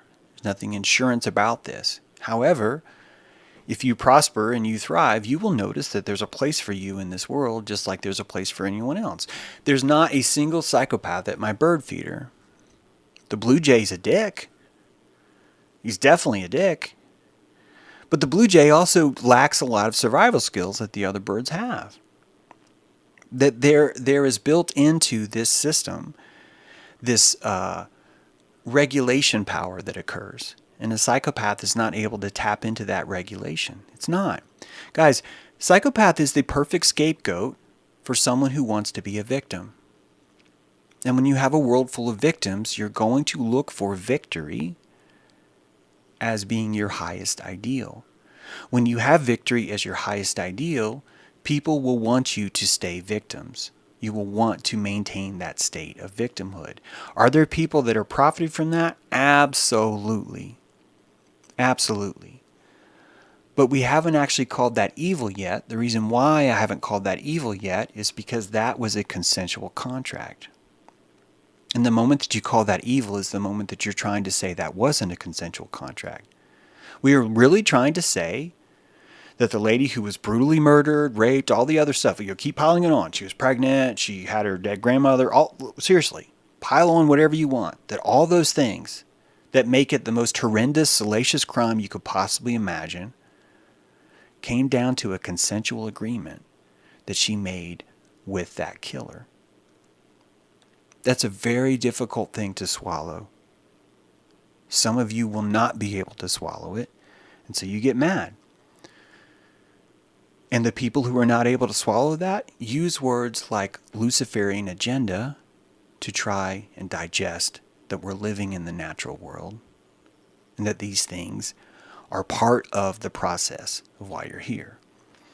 Insurance is the antithesis of why we're here. It's still natural. Man is a natural creature. But we had to develop that system to be a direct opposite of what the natural law is doing. Hey, I get it. It's not popular to go around claiming that the victim entered into a consensual agreement with the evil psychopath that the news said was really bad. Why? Because you watching the news, hearing about a psychopath, is going to believe that you are innocent simply because you were hunted. That idea that I'm a victim makes you good. All the bad that you did in your world is absolved the moment that you can call yourself a victim. It disappears. And that if you cannot recognize that there's a profit in that, you will never be able to see the truth that I'm trying to sell you about what psychopathy really is. Psychopathy is a scapegoat. It's a scapegoat we use. There are people that are not as connected in their body as you. And if you had compassion, you would probably want to know why. If you didn't have compassion, you would not want to know why. You would want to know less as to why. You would want to simply say, this is the source of all of our problems in the community. It's this person. This is who we need to get rid of, right? Oh, thanks, the Watcher. For Jesus' big brother. Salute, bro. Keep preaching. I will. None of us will see the profit of that victimhood, which is why we will persist with that victimhood. We will. We will persist with it. We will gather in secret. We will have to create our own cult. We will have to create our own group. We will have to do all those things to survive. Why do you think I've been telling you that this is a eugenics program and it's not an evil Luciferian agenda? Has anyone ever noticed how expensive that is for me to say? I'm not, sorry, I probably am trying to toot my own horn, but I wish you could just take a moment to go, wow, that's fucking expensive to say. That me going out on the street when everyone's wearing sandwich boards saying the world is ending and the evil Luciferians are coming to get us, that I'm the guy that's coming out going, wait, we can serve Zuki dogs here. This is the best apocalypse ever. And I don't want you to feel better about it. I want you to notice the truth about what's happening. That the truth of what's happening is these psychopaths that we're calling psychopaths are actually people that, quote, quote, supposedly care about the community more than anyone else. Why?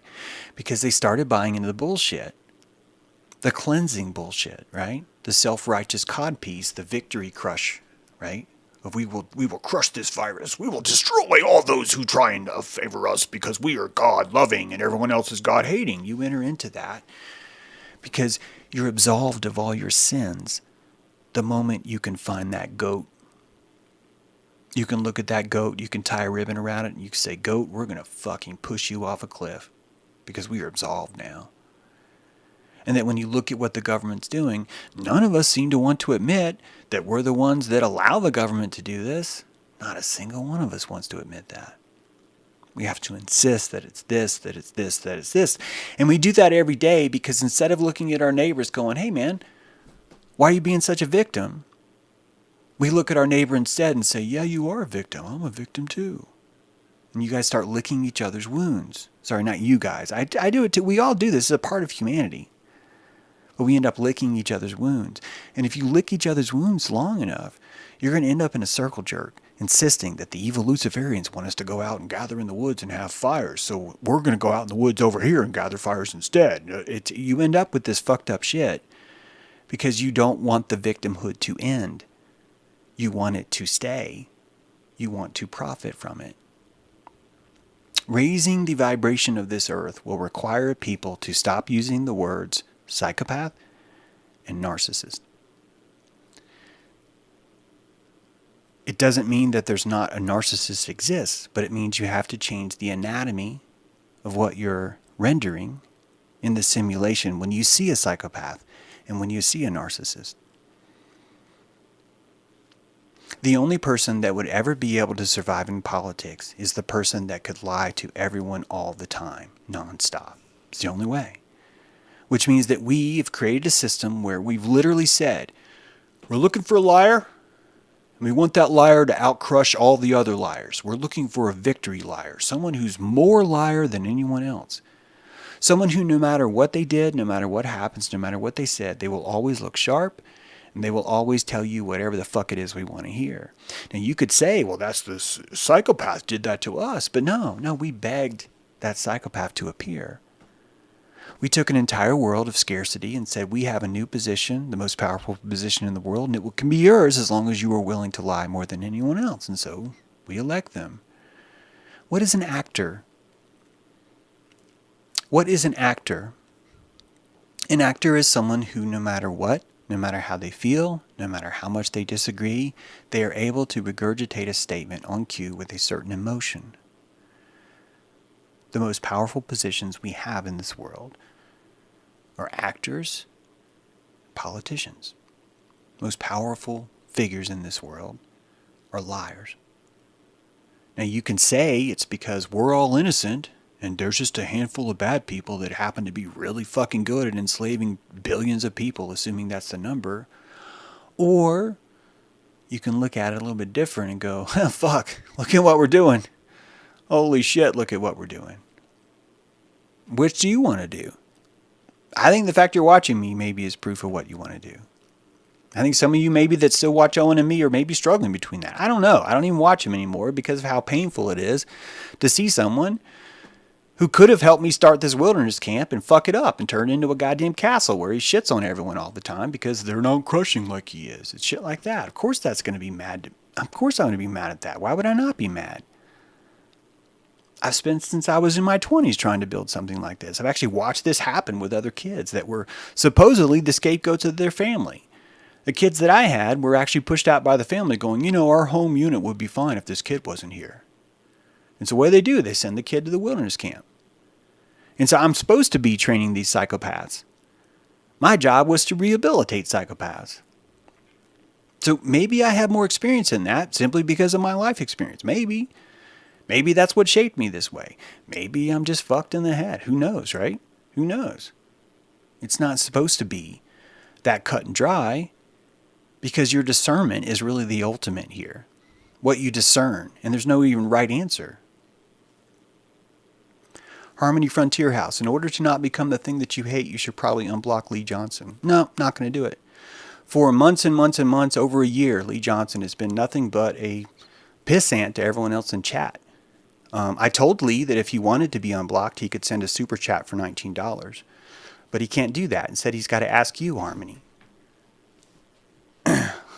Ask him why he has to ask you, Harmony. Ask him why everyone on this chat has to stop right now because he wanted to ask you to ask me if I would unblock him. If he wants to unblock me so bad, why is he wasting your time? Why doesn't he just make a $19 super chat? Why don't you make a $19 super chat on behalf of Lee Johnson? Because I want the crowd to decide, do we want this kind of crap around? Lee was pretending to be someone else for a while. He was pretending that for months. People were interacting with him thinking that that's who it was. That's dishonest, and you want to reward that. I have no sympathy for that. I don't really care. It's so stupid. I don't even think that's his name. Yeah, now it's $333. We'll make it $33 now. Yeah, that's it. Because of Harmony, his super chat is now $33. So yeah, make a $33 super chat. What is the wisdom that Lee's ingesting here in chat, by the way? Can someone tell me that? What is the wisdom that Lee's been secreting? Can you tell us the last thing that we missed? That we need to make sure we have that? Because people get off on this, and you're enabling that. You're like, oh, I love how people get off on this. That doesn't help at all. In fact, he's using you as a scapegoat right now, Harmony.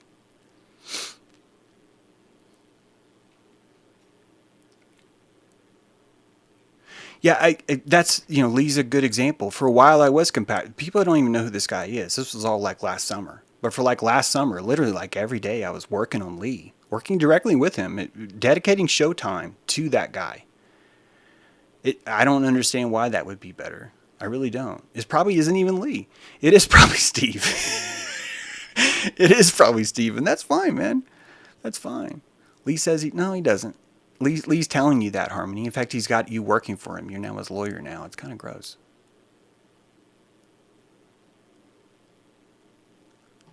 Yeah, I'm glad someone remembers, because it's kind of weird that it's like Lee's the victim. You notice that? Lee's a victim here.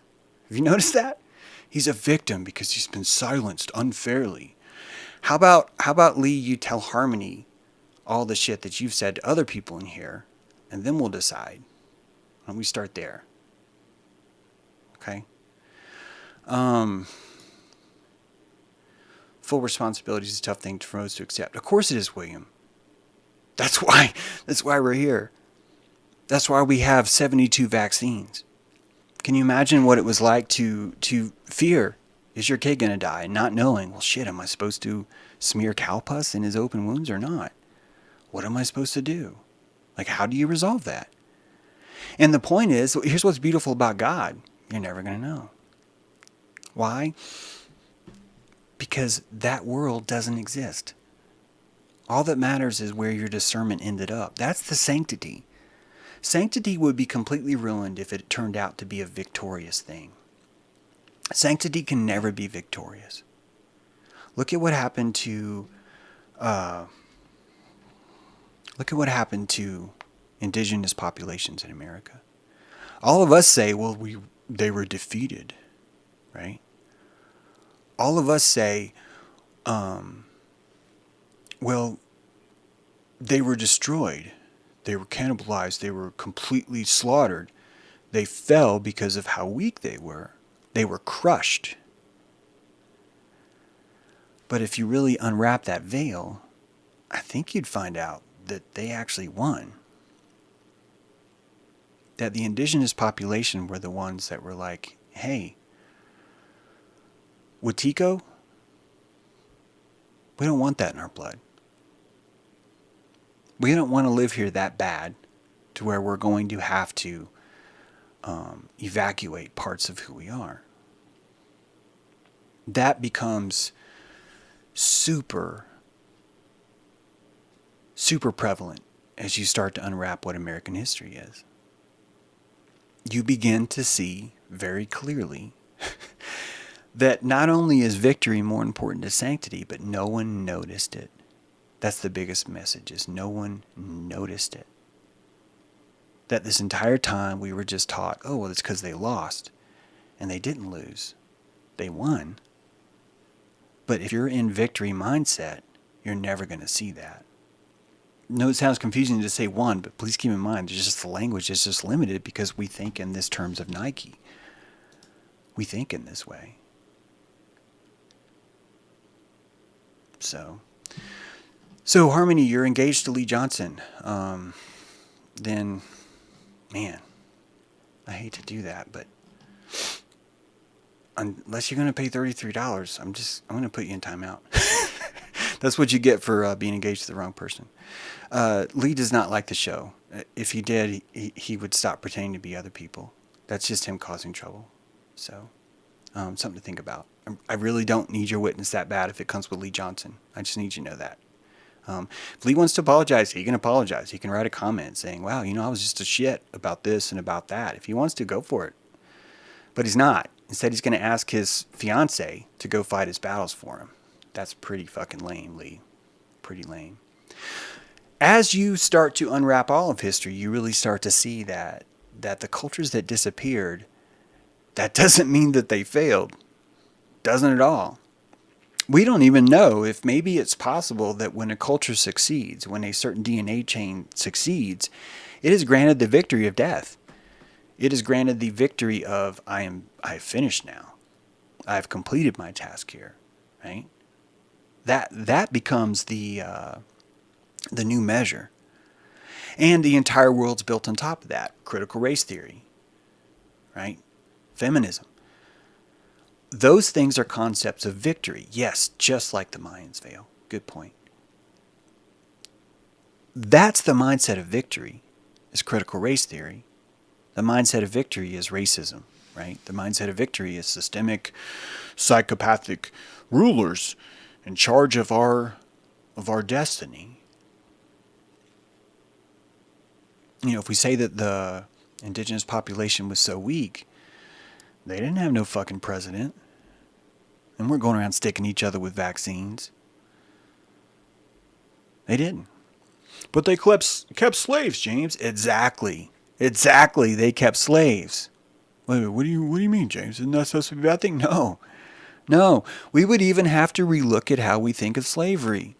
That even in today's world, we have this idea of crushing. We have this idea that, well, whites were committing slavery and no one else was, and they were just really bad, and that's the way it is. But when you look back in history, slavery was the only form of survival. Why? Because we were coming into our sovereignty. We needed our sovereignty so bad that we were willing to trade our sanctity for it.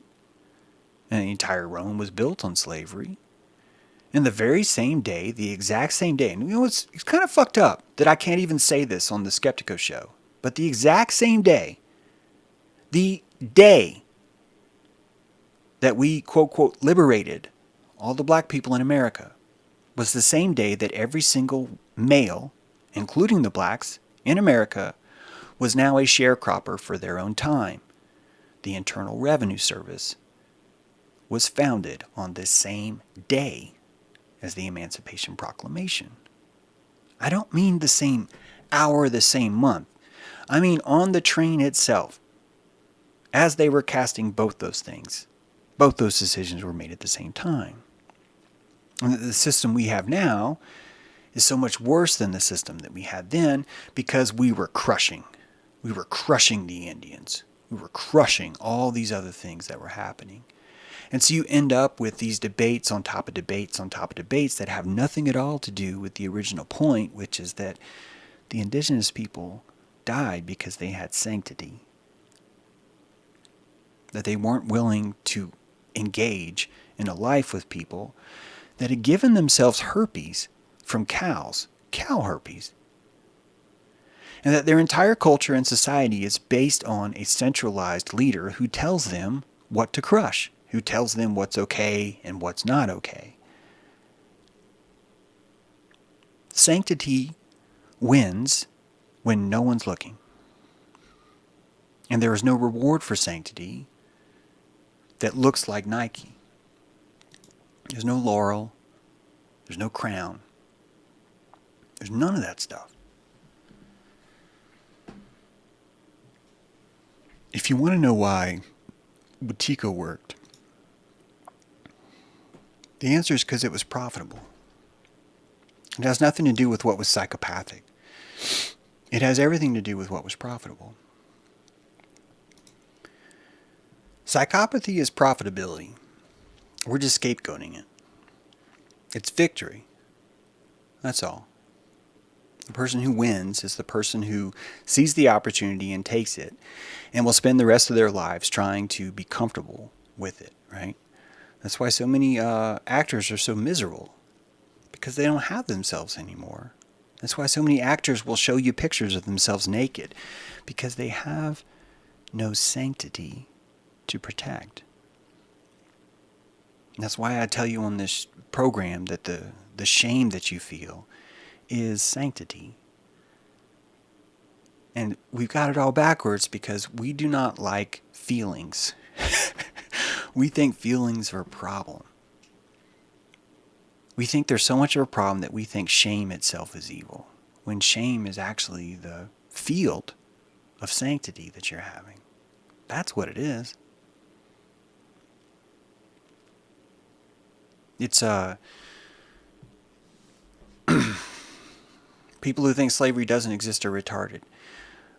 Danny, it goes so deep because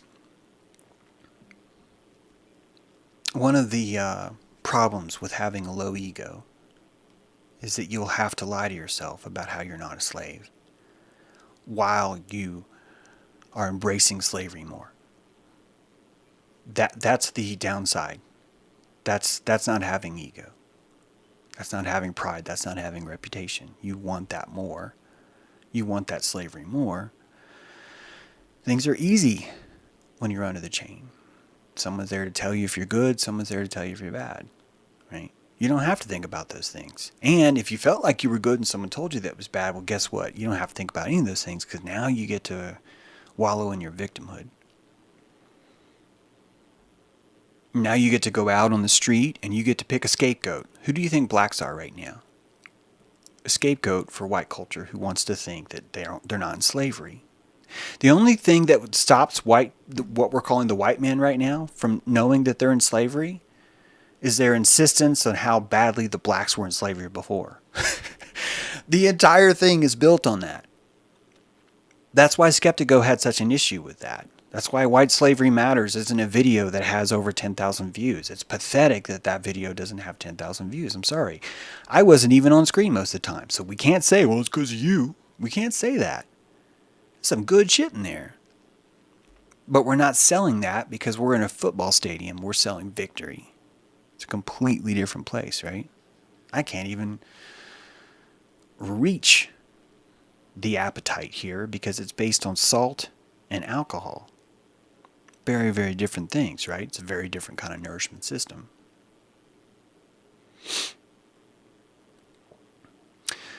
Roust, could we discuss what Patton said about Germany before his untimely death? Think about what Germany was doing. What was Germany doing? What is the Übermensch? Right? What is the idealized man? The idealized man is a man of sovereignty. Idealized man has no room for aristocracy. An idealized man is connected to his soil and to what was called the fatherland. Was the reaction to that a bunch of psychopaths? Or was the reaction to that a bunch of people who did not want sovereignty? Could it be that a group of people was simply ahead of their time? Could it be that a group of people was so on top of it that they became the scapegoat so everyone else could remain where they are? What happened in Germany was a gift to slaves everywhere. Because what happened in Germany now becomes a living lesson of what happens when you try and become sovereign. When you look at the original Sanskrit symbol, when you look at the swastika in the sky itself, they were calling back an ancient power that had what? Center. They picked the one symbol in the sky that had center. They defined their own pole, and they were obliterated for it. Why? Because victory was going to be the cultural norm, not sanctity. Victory. And the world didn't want what they were pushing. The world wanted something that was easier. The world wanted more vaccines. The governor of New York did not make us take 72 vaccines. And we can't blame Fauci for 72 vaccines. We can't do any of that. We only have one person to look at, and it is ourselves. And the more that we equate, the more that we victorize, the more that we victimize, the more that we scapegoat, the more that we are the psychopaths that are begging for this system to remain. And it's not popular. Who wants to hear that when we could argue about critical race theory instead? When we could argue about how the BLM leader was shot in the head and it really wasn't racism, it was actually gang violence because according to this statistic, gang violence is higher among blacks and blah, blah, blah. And now you're nowhere near talking about victimhood, narcissism. You've left it all. Now you're in this other track now where you're just running around, circus, bread and circus, bread and circus, bread and circus, right? You become the topic versus the essence underneath. These are brilliant tactics, which is why you can't call people stupid. You can't say, well, people are just stupid. No, people are fucking brilliant. That's the problem. If you want to see how brilliant a human is, no matter how weak you think they are, watch them manipulate themselves. Watch them manipulate you. And I'd like you to rethink that entire premise. That emotionally, we are genius. We are genius at emotionally manipulating ourselves. and we will create victory. We will paint laurels. We will create countries. We will paint flags. We will create vaccines. We will create wars. We will do whatever it takes as long as one of us ends up dressed like a goat, let out of the village, and pushed off a fucking cliff so we can all feel better. Right? That becomes, if anything psychopathic, it would be that. It would be that. And if you look at this analogy and carry it further, we're calling the psychopath, we're calling the scapegoat a witch and a psychopath. We're calling that person that. And now you start to see why the crucifix is so powerful. Because what was Jesus doing but actually seeing that? He was just watching how everyone was scapegoating the fuck out of everyone else. I think what Jesus saw is that mankind, I will give you the ultimate scapegoat. And you fuckers will get to think about that. That this is my destiny. That this is why the constellation seed has led me over this. That this is what brought me here.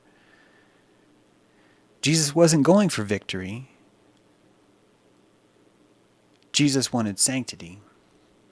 And he got it. And he got it so bad that all of us around him are still reeling to this day over what happened. And you can't even say that Jesus wasn't real. You can't even say that anymore. Because there's not a person that you meet that doesn't know the word Jesus. It's not. Je suis. I am. Je suis. And as you start to gain your power and shed this victimhood, you will see these symbols. You will see the sanctity speaking to you in the land. The land will become sacred. Where have you heard that before? That when you drive past a church that you used to be like, oh, the world's so full of bullshit and all this other stuff, that you will see Je suis right there on the sign as you pass that brick church. And you will be touched by the waters of something deeper. That's sanctity. Christening you. Showing you that the land is sacred again. That even in this brick church with the light up plastic sign that has the black letters on top of it, that even that is sacred. But you have to learn to see the vibration. And you cannot see the vibration if you're full of salt, if you're full of alcohol, or if you're full of Nike, if you're full of victory. That when you get quiet enough, when you leave the game, you start to see these symbols speak to you. And it amplifies the place. That a sacredness is installed in the soil all around. That stuff's better than any victory. It's better than any castle. It's better than raising $400,000. It's better than all that stuff. And it would be more what I'd rather have people have. I'd rather them have that than a place they can come in the wilderness and do this and that. I'd rather them just have sanctity, because I don't need that stuff to even define me, which is sadly part of the reason why I won't succeed. The people that need these things to define them will lie. They will lie to you. They will tell you, this is why we're doing Barataria, or this is why we're doing that, or this is why we're doing the vaccine. I'm being hard on Owen today, but it's how could that not fucking hurt? But the reason why I have to move on from it is because I cannot define myself on whether or not I start a wilderness program. I can't. That my sanctity has to come before that, not after, right? That if it came after, it wouldn't be sanctity, it would be a victory, right? And I'm not here for victory.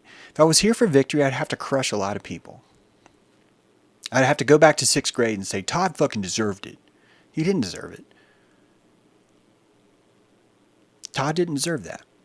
He didn't deserve being punched by James True. It didn't matter how cute Beth Hodges was. It doesn't matter. Right?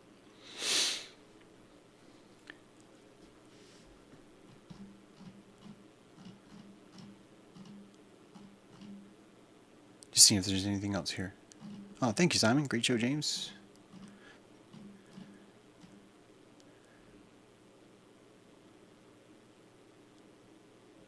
All right, well, there's actually, you guys have said a lot, so it's going to be hard to figure out which ones are your questions.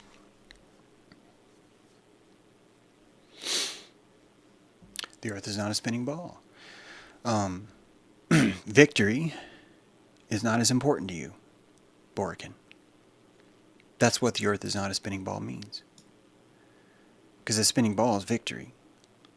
What is landing on the moon but victory?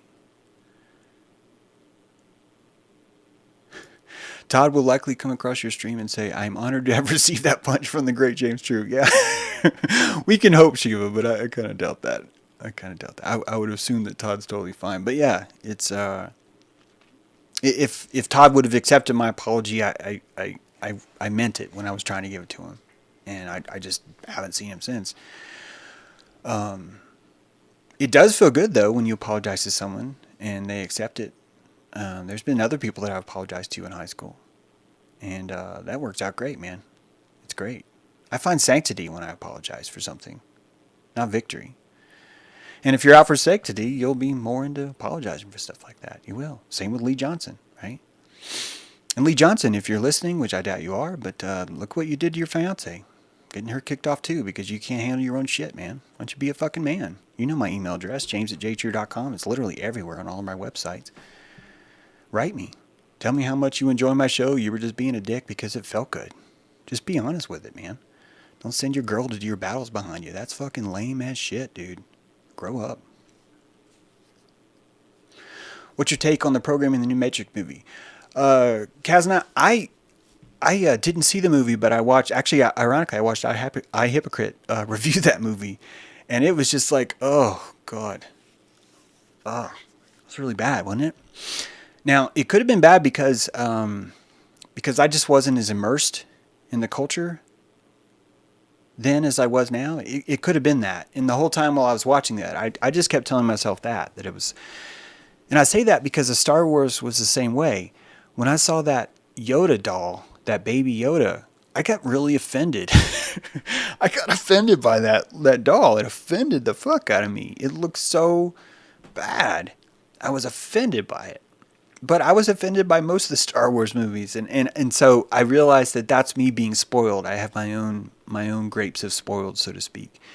I do that with Joe Rogan, right? I talk shit about him. I do that with Owen. I talk shit about people, and it spoils your view if you're enjoying those people, and I'm sorry about that. I am. James, you should watch Passio's take on the new Matrix. I think the dude covered it pretty well. He probably did, Barfling. He probably did. I'm glad Mark Passio's out there doing stuff again. Mark Passio's gone through a lot of vitriol since he returned to the web. I don't know if you guys have noticed that or not. A lot. And when I see Mark go through that, all I do is compassionate him. All I do is just see that and go, wow, man, what must that be like? Because Mark is an elder, whether you want to admit it or not. He's an elder in the community, but when his time was here, Flat Earth wasn't even a thing. And when you find yourself with people like that, it's really a great opportunity to really start to look at how the whole truth movement works, how it has to kind of build on the backs of itself, and sadly how sometimes those backs have to die because so many of us just want victory, right? That's why I say I'm a zetetic, not a flat earthian. I'm a zetetic. As I've explained in the Eye of Ra, I do not think that reality comes into our eyes, hits our occipital lobe, then bounces back into our hippocampus, and then processes it. No, I don't think that happens at all. I think that the crystal ship, your pineal, perceives all those signals. Then it sends it to the occipital lobe for rendering. Then it passes it up to the hippocampus and say, hey, is it okay if I show this to this guy? And then if so, it sends it down your Plato's cave and into your retinal walls. When you think about that, it's going to be very difficult to call yourself a flat earther if you just follow the intrinsic anatomy of what your body's telling you. It's telling you that what we think is the world isn't actually the world, that what we're actually perceiving is something much more profound than that. Now, it could have been that, let's say that maybe I am a great presenter. Let's say that maybe no one has any beef with me. Let's say that no one in Flat Earth considers me Luciferian or whatever, all those things. And that simply Flat Earth just doesn't like the idea of the Eye of Ra. That they've spent all this time arguing that it's not a ball. The last thing they want to do is have to dismiss their model too. That could be all it takes. It could. And that you could see that that I'm building on the backs of flat earth, which is causing them to reject me, just as Mark Passio was rejected by them. He got so much shit for people. Why? Because he was so mad at flat earth. He was so angry at that. Why was he angry at that? Because he was crushing. Do you understand? He was angry at that because he was crushing. He'd identified with that. And you can't do that. You can, but you're going to have a bad time. You can. How does the earth come into you? Why not look there? Why have we spent so much time avoiding consciousness? Is it because it keeps eluding us? Is it because the psychopaths are out to get us? Or is it that we're afraid to discover what we find out? Since I started doing the Eye of Ra, I started realizing that there were no private moments ever. Ever. Since I really realized what the Eye of Ra meant to me, I decided that reality itself is one big church, and that every single thing that I do is either defiling or honoring my sanctity. And I just swallow deeply because I am not happy with some of the things I do when I'm alone. Most of us think, well, we're okay as long as we behave correctly when people are watching us. That's why we have church 1 hour a week. Because for 1 hour a week, I can behave. And there's nothing wrong with that. There's nothing wrong with that at all. It's pretty healthy. It's good. Right? It's good. But to believe in a reality where you were in church 24 hours a day, and that's where you are, if you really look at how this Eye of Ra would be set up, I don't know if or who can see me. All of my ancestors could be literally watching me the whole time. And anytime I do some of the most horrible, self-defacing things, that they are cringing at that on my behalf. I just don't know if that's happening. And when you put that thought into your head, holy fuck, that changes everything, man. You were like on pins and needles for a while when you first slip into that bath. You were like, holy shit, this is hard. This is fucking hard. This is really, really hard. And you will back out of that. Now, it could be that's why I wasn't invited back. Because that's not flat earth, is it? Flat earth is that we live on a flat stationary plane, and there are Luciferians who did this to us. That is what flat earth means. I get that we can say that's not the case, but if you look at anyone who's been pushing forward the flat earth, they've always said because it was a lie and they lied to you. But that's actually an assumption that you made, that it could very well be that we wanted to believe that it was a ball earth because the atheism gave us a little bit of relief so we could fucking breathe. So we could commit atrocities easier, so we could abandon ourselves easier, so we could defile each other easier, so we could defile ourselves easier, so we could abuse ourselves with drugs or alcohol, so we could abuse others the same way. That having this mentality that we're in a material world would actually allow us to be more free. So I can't be a flat earther because I don't have evidence that there's a Luciferian agenda that's out to get me. I don't. I only have evidence that people lie to themselves all the time and will lie to themselves so hard that they will form a committee. They will say, we brought you here today because we need you to help lie to ourselves. And that's government. The very first time that people cut down trees and put a ring around it and said everything outside is the jungle and everything inside is civilization. Those are people lying to themselves.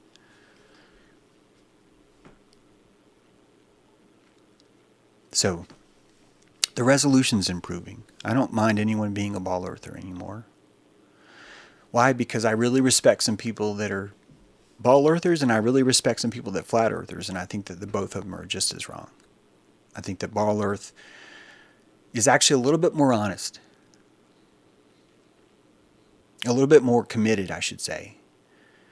Because that idea that someone lied to them and was fooling them and was they're letting that serve them better because they're having a full life. Flat earthers can't even enjoy space.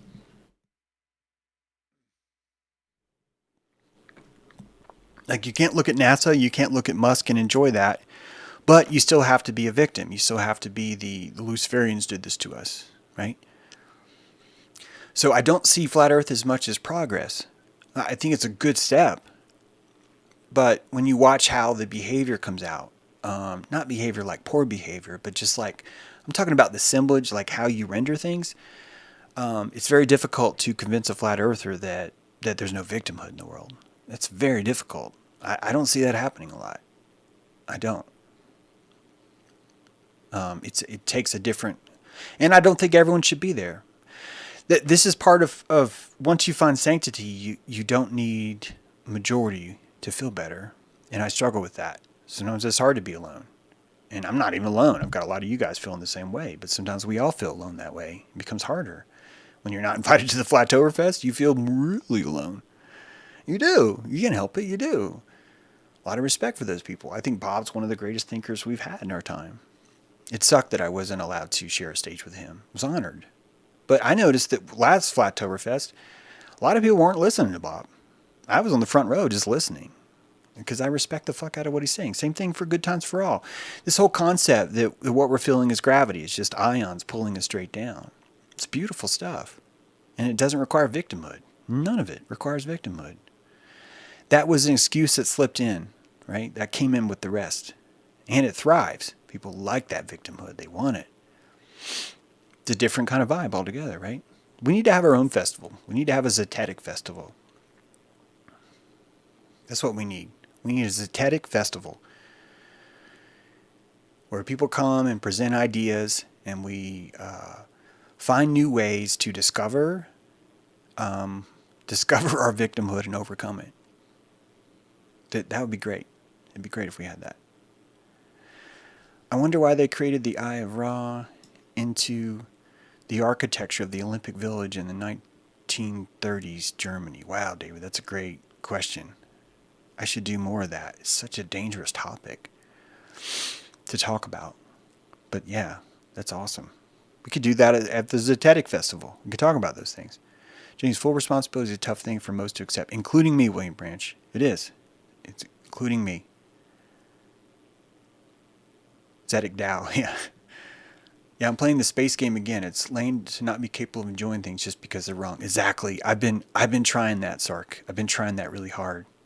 I watch people get upset when I shit on Musk or NASA, and I realize, does that actually help? It would be no different than me shitting on the Matrix or Star Wars. It's really the same thing. Like, it really is. If someone's really ready to come out of Ball Earth, but they're not ready to come out of victimhood, have they really stepped out of Ball Earth? Have they really? If you're not ready to step out of victory, to step into wisdom, for example, have you really evolved? Or have you simply just changed your posture down in the pit? Just something to ask. I'm not saying it's right. I'm not saying it's wrong. I don't even know if what I have is right. The Eye of Ra stuff, I can't find anyone who disagrees with it, but also I can't find a lot of people that even want to think about it. You know? It'd be awesome if more people were debating that. It'd be great to have someone tell me what a fool I was because I misunderstood that clearly there is a time signal that's sent through the neurons that come up from your toes, that actually there is a timestamp. And because that has that timestamp, my entire theory would be blown away if someone could show me that there actually is a timestamp. If you don't know what I mean, it's syncing when the signal came into the bottom of your toe, syncing when you felt that breeze on your back. Those signals, according to modern thought, have to come into a central processor and be sorted. And I don't see that sorting. That sorting doesn't happen at all. That as you grow, the length of time, the amount of time it takes for a signal to reach you increases. Which means that when you were one and you felt your toe twitch, you knew that a half a second ago you had that feeling. But when you're 16, you don't necessarily know that was half a second ago. That you're growing every day, which means that you would find that we would have much more problems with our timing, not less. And even as neurons degrade. But what does sum it up is that there is a central processor, there is a central sensor, and that sensor is in the middle of your meat. It's the most protected, and that it's sensing everything from smell, sight, sound. All the dimensions are coming interchangeably into your Eye of Ra. And only then they're being ported to your ears, to your eyes, to all your other senses are being ported from there. It's a completely backwards way of looking at reality. But it's the only one that makes sense. And it explains why we have melanin inside the cochlea of our ear. Why would an organ on the inside of it have something, secrete a chemical that blocks sunlight when it's already inside the ear? Not only is it inside the ear, but that the melanocytes are actually inside the cochlea itself.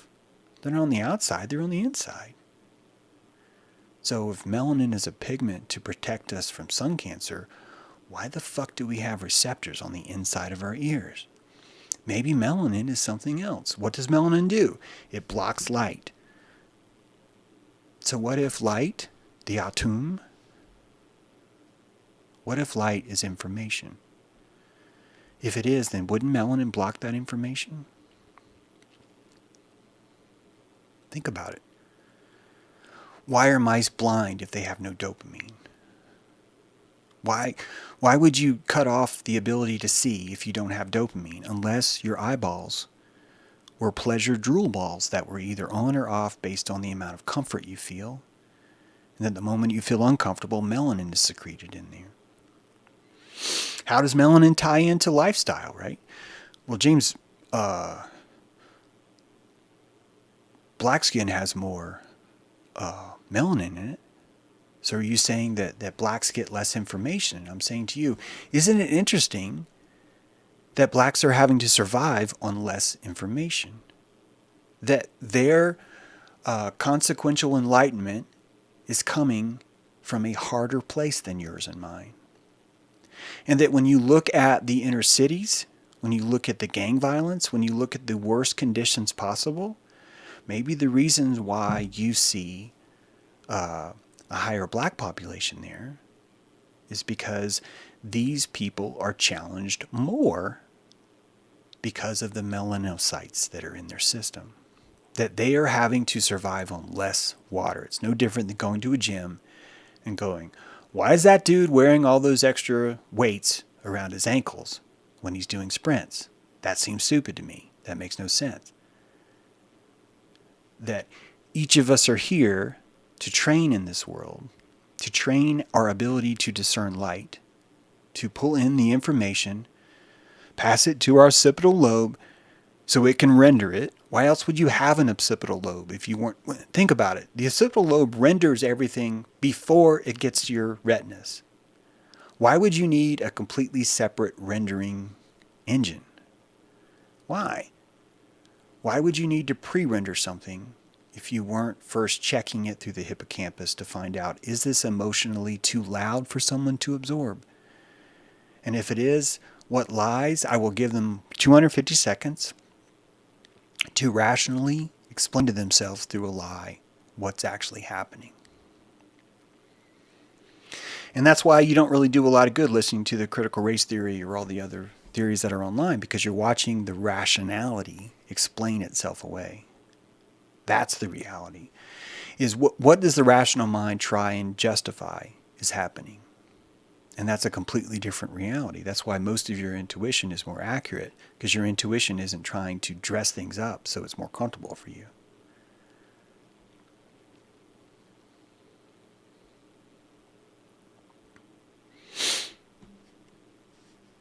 The T is equivalent of the cross. Yep. Morality and mortality, right? You are stretched between the intersections of morality and mortality, east and west, north and south.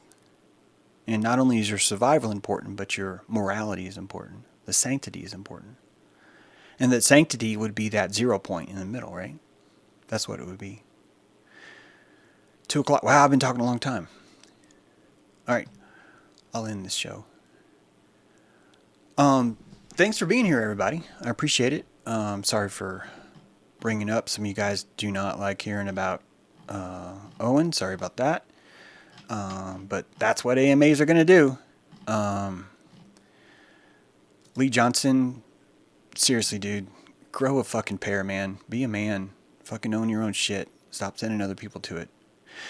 We might do a 24-hour stream on the full moon, Andrew. You should check that out. The next full moon is coming up in February 14th, 17th, 16th. We'll do something cool for that. If you guys have been enjoying my radio show, you can still do that. I've been streaming radio on the other channel, and that's the Dojo Earth channel, and I highly recommend you do that. Feel free to bring up Owen JP, and then who else? M. Gannon says Owen is cool. And yeah, if Owen is giving you data that brings you sanctity, that brings you root, then I'm happy for you. And I'm sorry that I'm making that harder for you. I am working on getting past that. It's part of why I had to stop doing AMAs for a while. I really wanted to open that wilderness camp, and I really believe that Owen wanted to do something like that too. I really just believed that. I really wanted to believe during all that COVID stuff. I really thought that all of us could like come together and do something. It was, yeah, that was me. That was me wanting victory.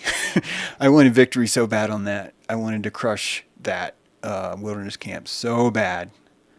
And I got burned for it. I wasn't able to recover from that. So people are like, you responded badly to Owen.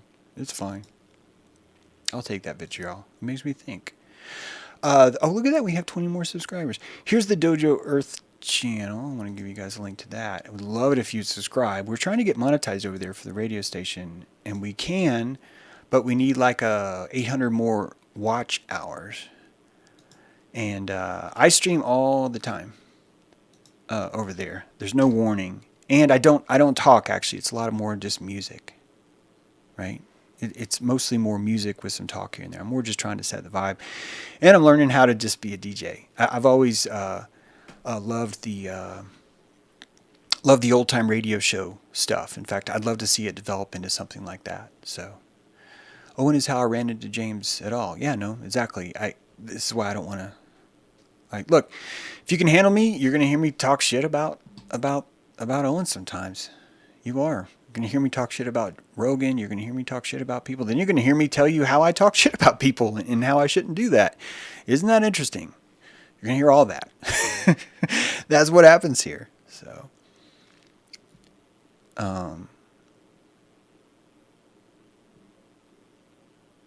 yeah, I'm glad I didn't create that camp with him too. There's no way that camp would have worked. That would have been a victory camp. The Lucifer Dow, the watcher you were just you're just asking for. Oh man, I love that bravery. That's awesome. Yeah, you guys can join our tribal Dow if you want. Definitely would love to have you there. More information will become on that. It's kind of hard right now for people to join the Dow. But yeah, if you want to join our Dow, dojoearth.org/Dow. You can join that, become a founder right now with the rest of us. We had a meeting yesterday. We tend to meet every week. We won't always, but that's what we've been doing. And we're coming up for a big powwow coming up.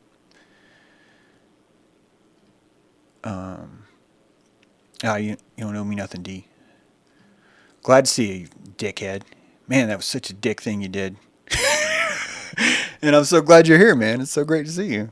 It felt like a dick thing to me. It's probably normal for you. Wait, that sounds wrong. What I mean is that for you, it made complete compassionary sense. And until I can put in enough calories to see that, I don't see it right now because I was too busy taking it personally. So I'm glad you're black, D. I'm glad you're back, D. If you're black, I'm glad you're black too. I'm glad you're back, D. It's good to see you, buddy.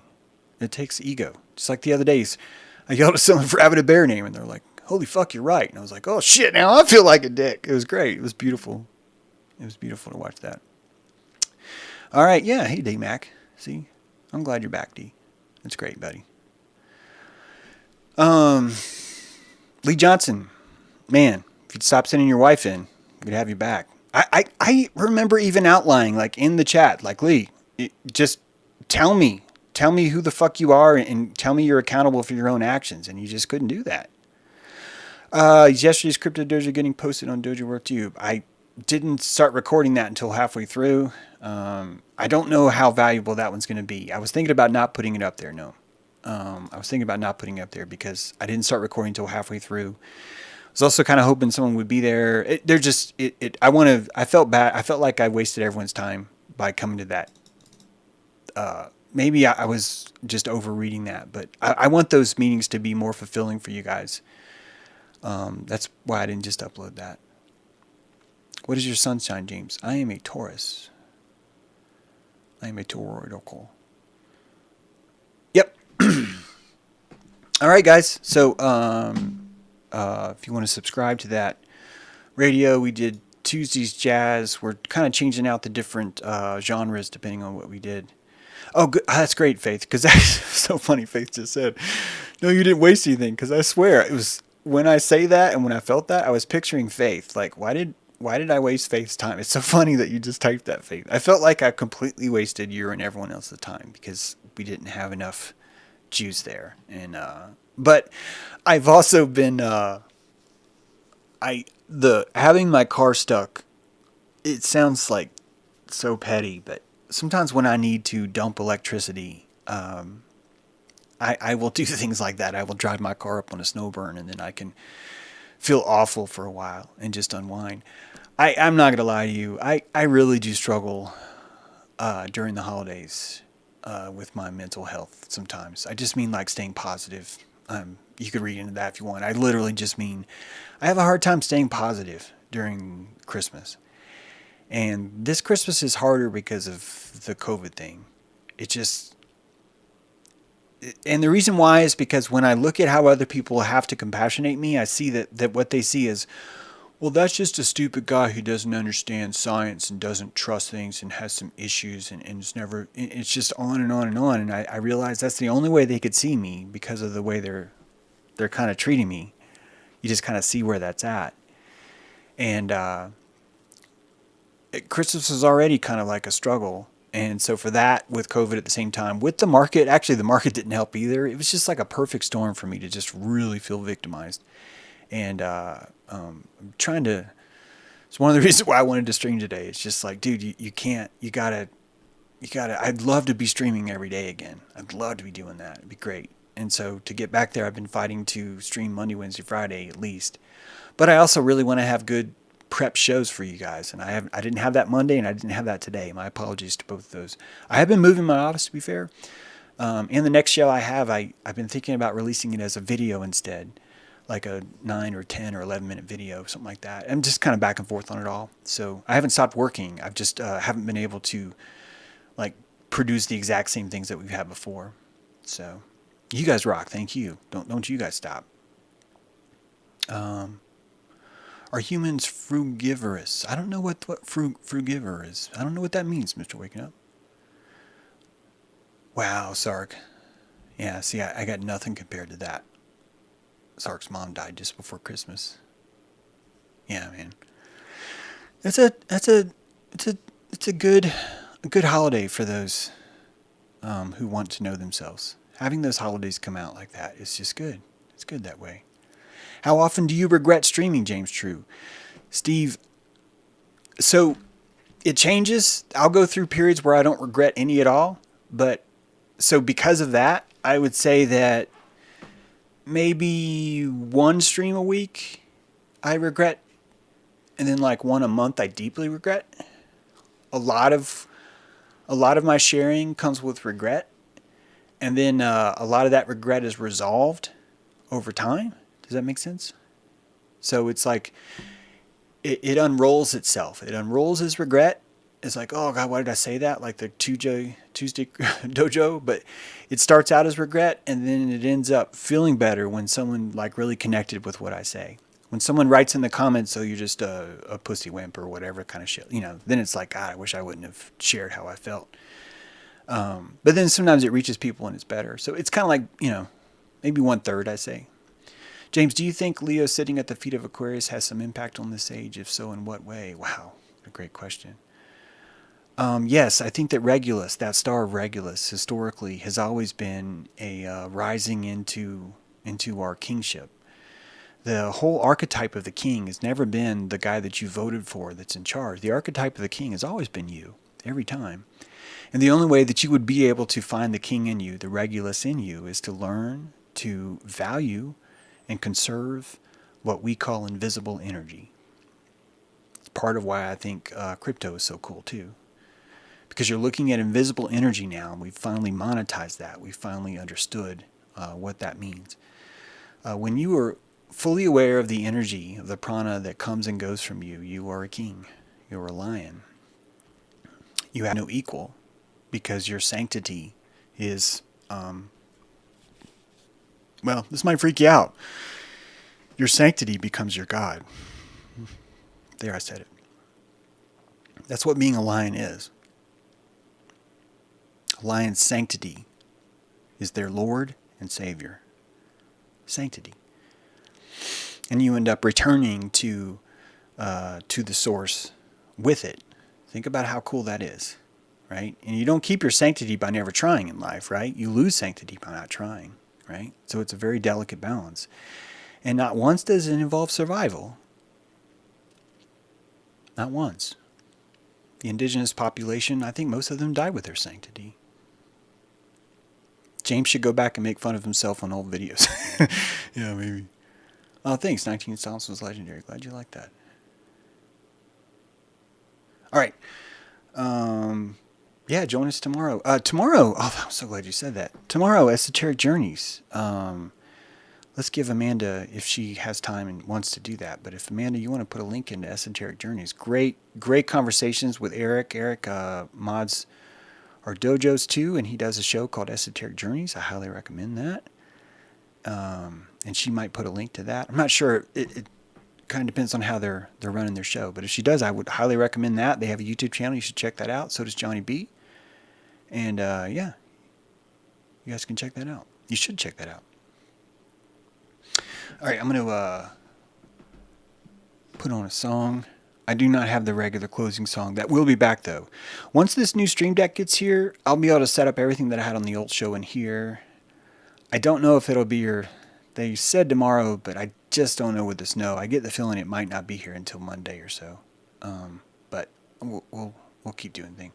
I don't think I can share a link here, says Amanda. Well, that's a bummer. That YouTube channel... Hey, can one of you mods make Amanda mod in case she ever does want to share that? There's no reason why. I just realized I'm asking you mods to decide if someone else should be a mod. That's really your call. But yeah, that was just a recommendation. Or get that link. Oh, there it is. Oh, look at that. Look at that. Mirrored Moth just put it up there. If you look right now in chat on YouTube, which I will put this in Rockfin, Mirrored Moth has posted a link to that. And you can subscribe to that channel. Great talks over there.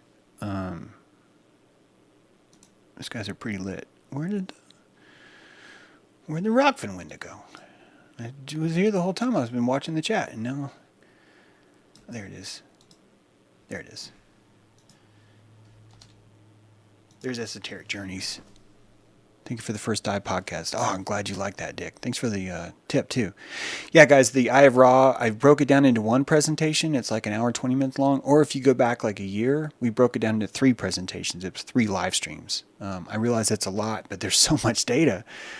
There's so much data because I'm telling you something that's completely different than you've ever heard, and I can't just tell you that. I have to show you the data as to why it works. So we cover blind sight, right? The idea that you could see without an eye.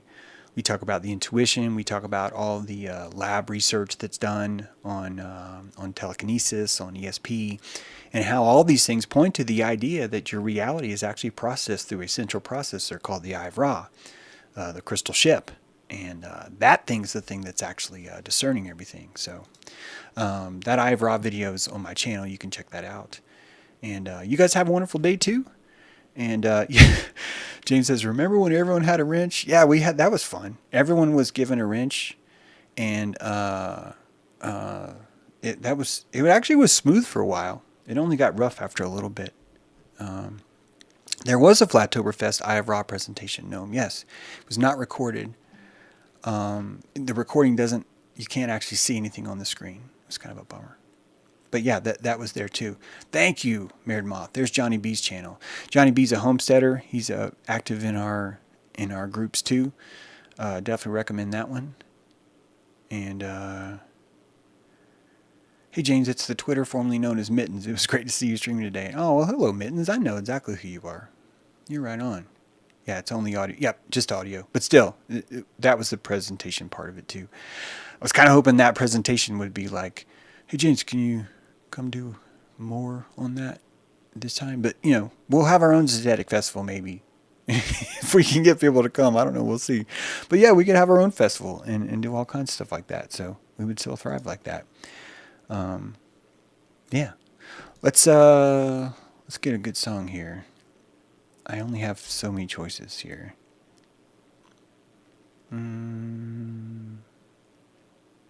Oh, I do have the... I'm going to play this other one. This one's a little bit more mellower. Some of you guys might have remembered this from before. But yeah, we'll play this one. Thanks for being here, guys. Hope you can tune in the radio later on Dojo Earth. And we'll see you again. Thanks. You guys remember this one?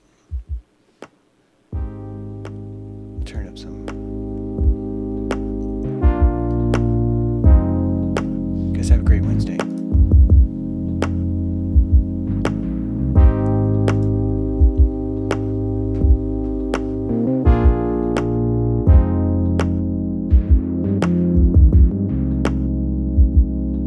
You said it yourself, this will not work if we are miles apart.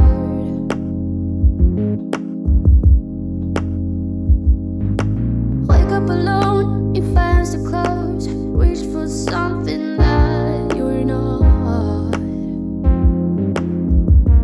Oh, you need to calm down, honey. You need to calm down.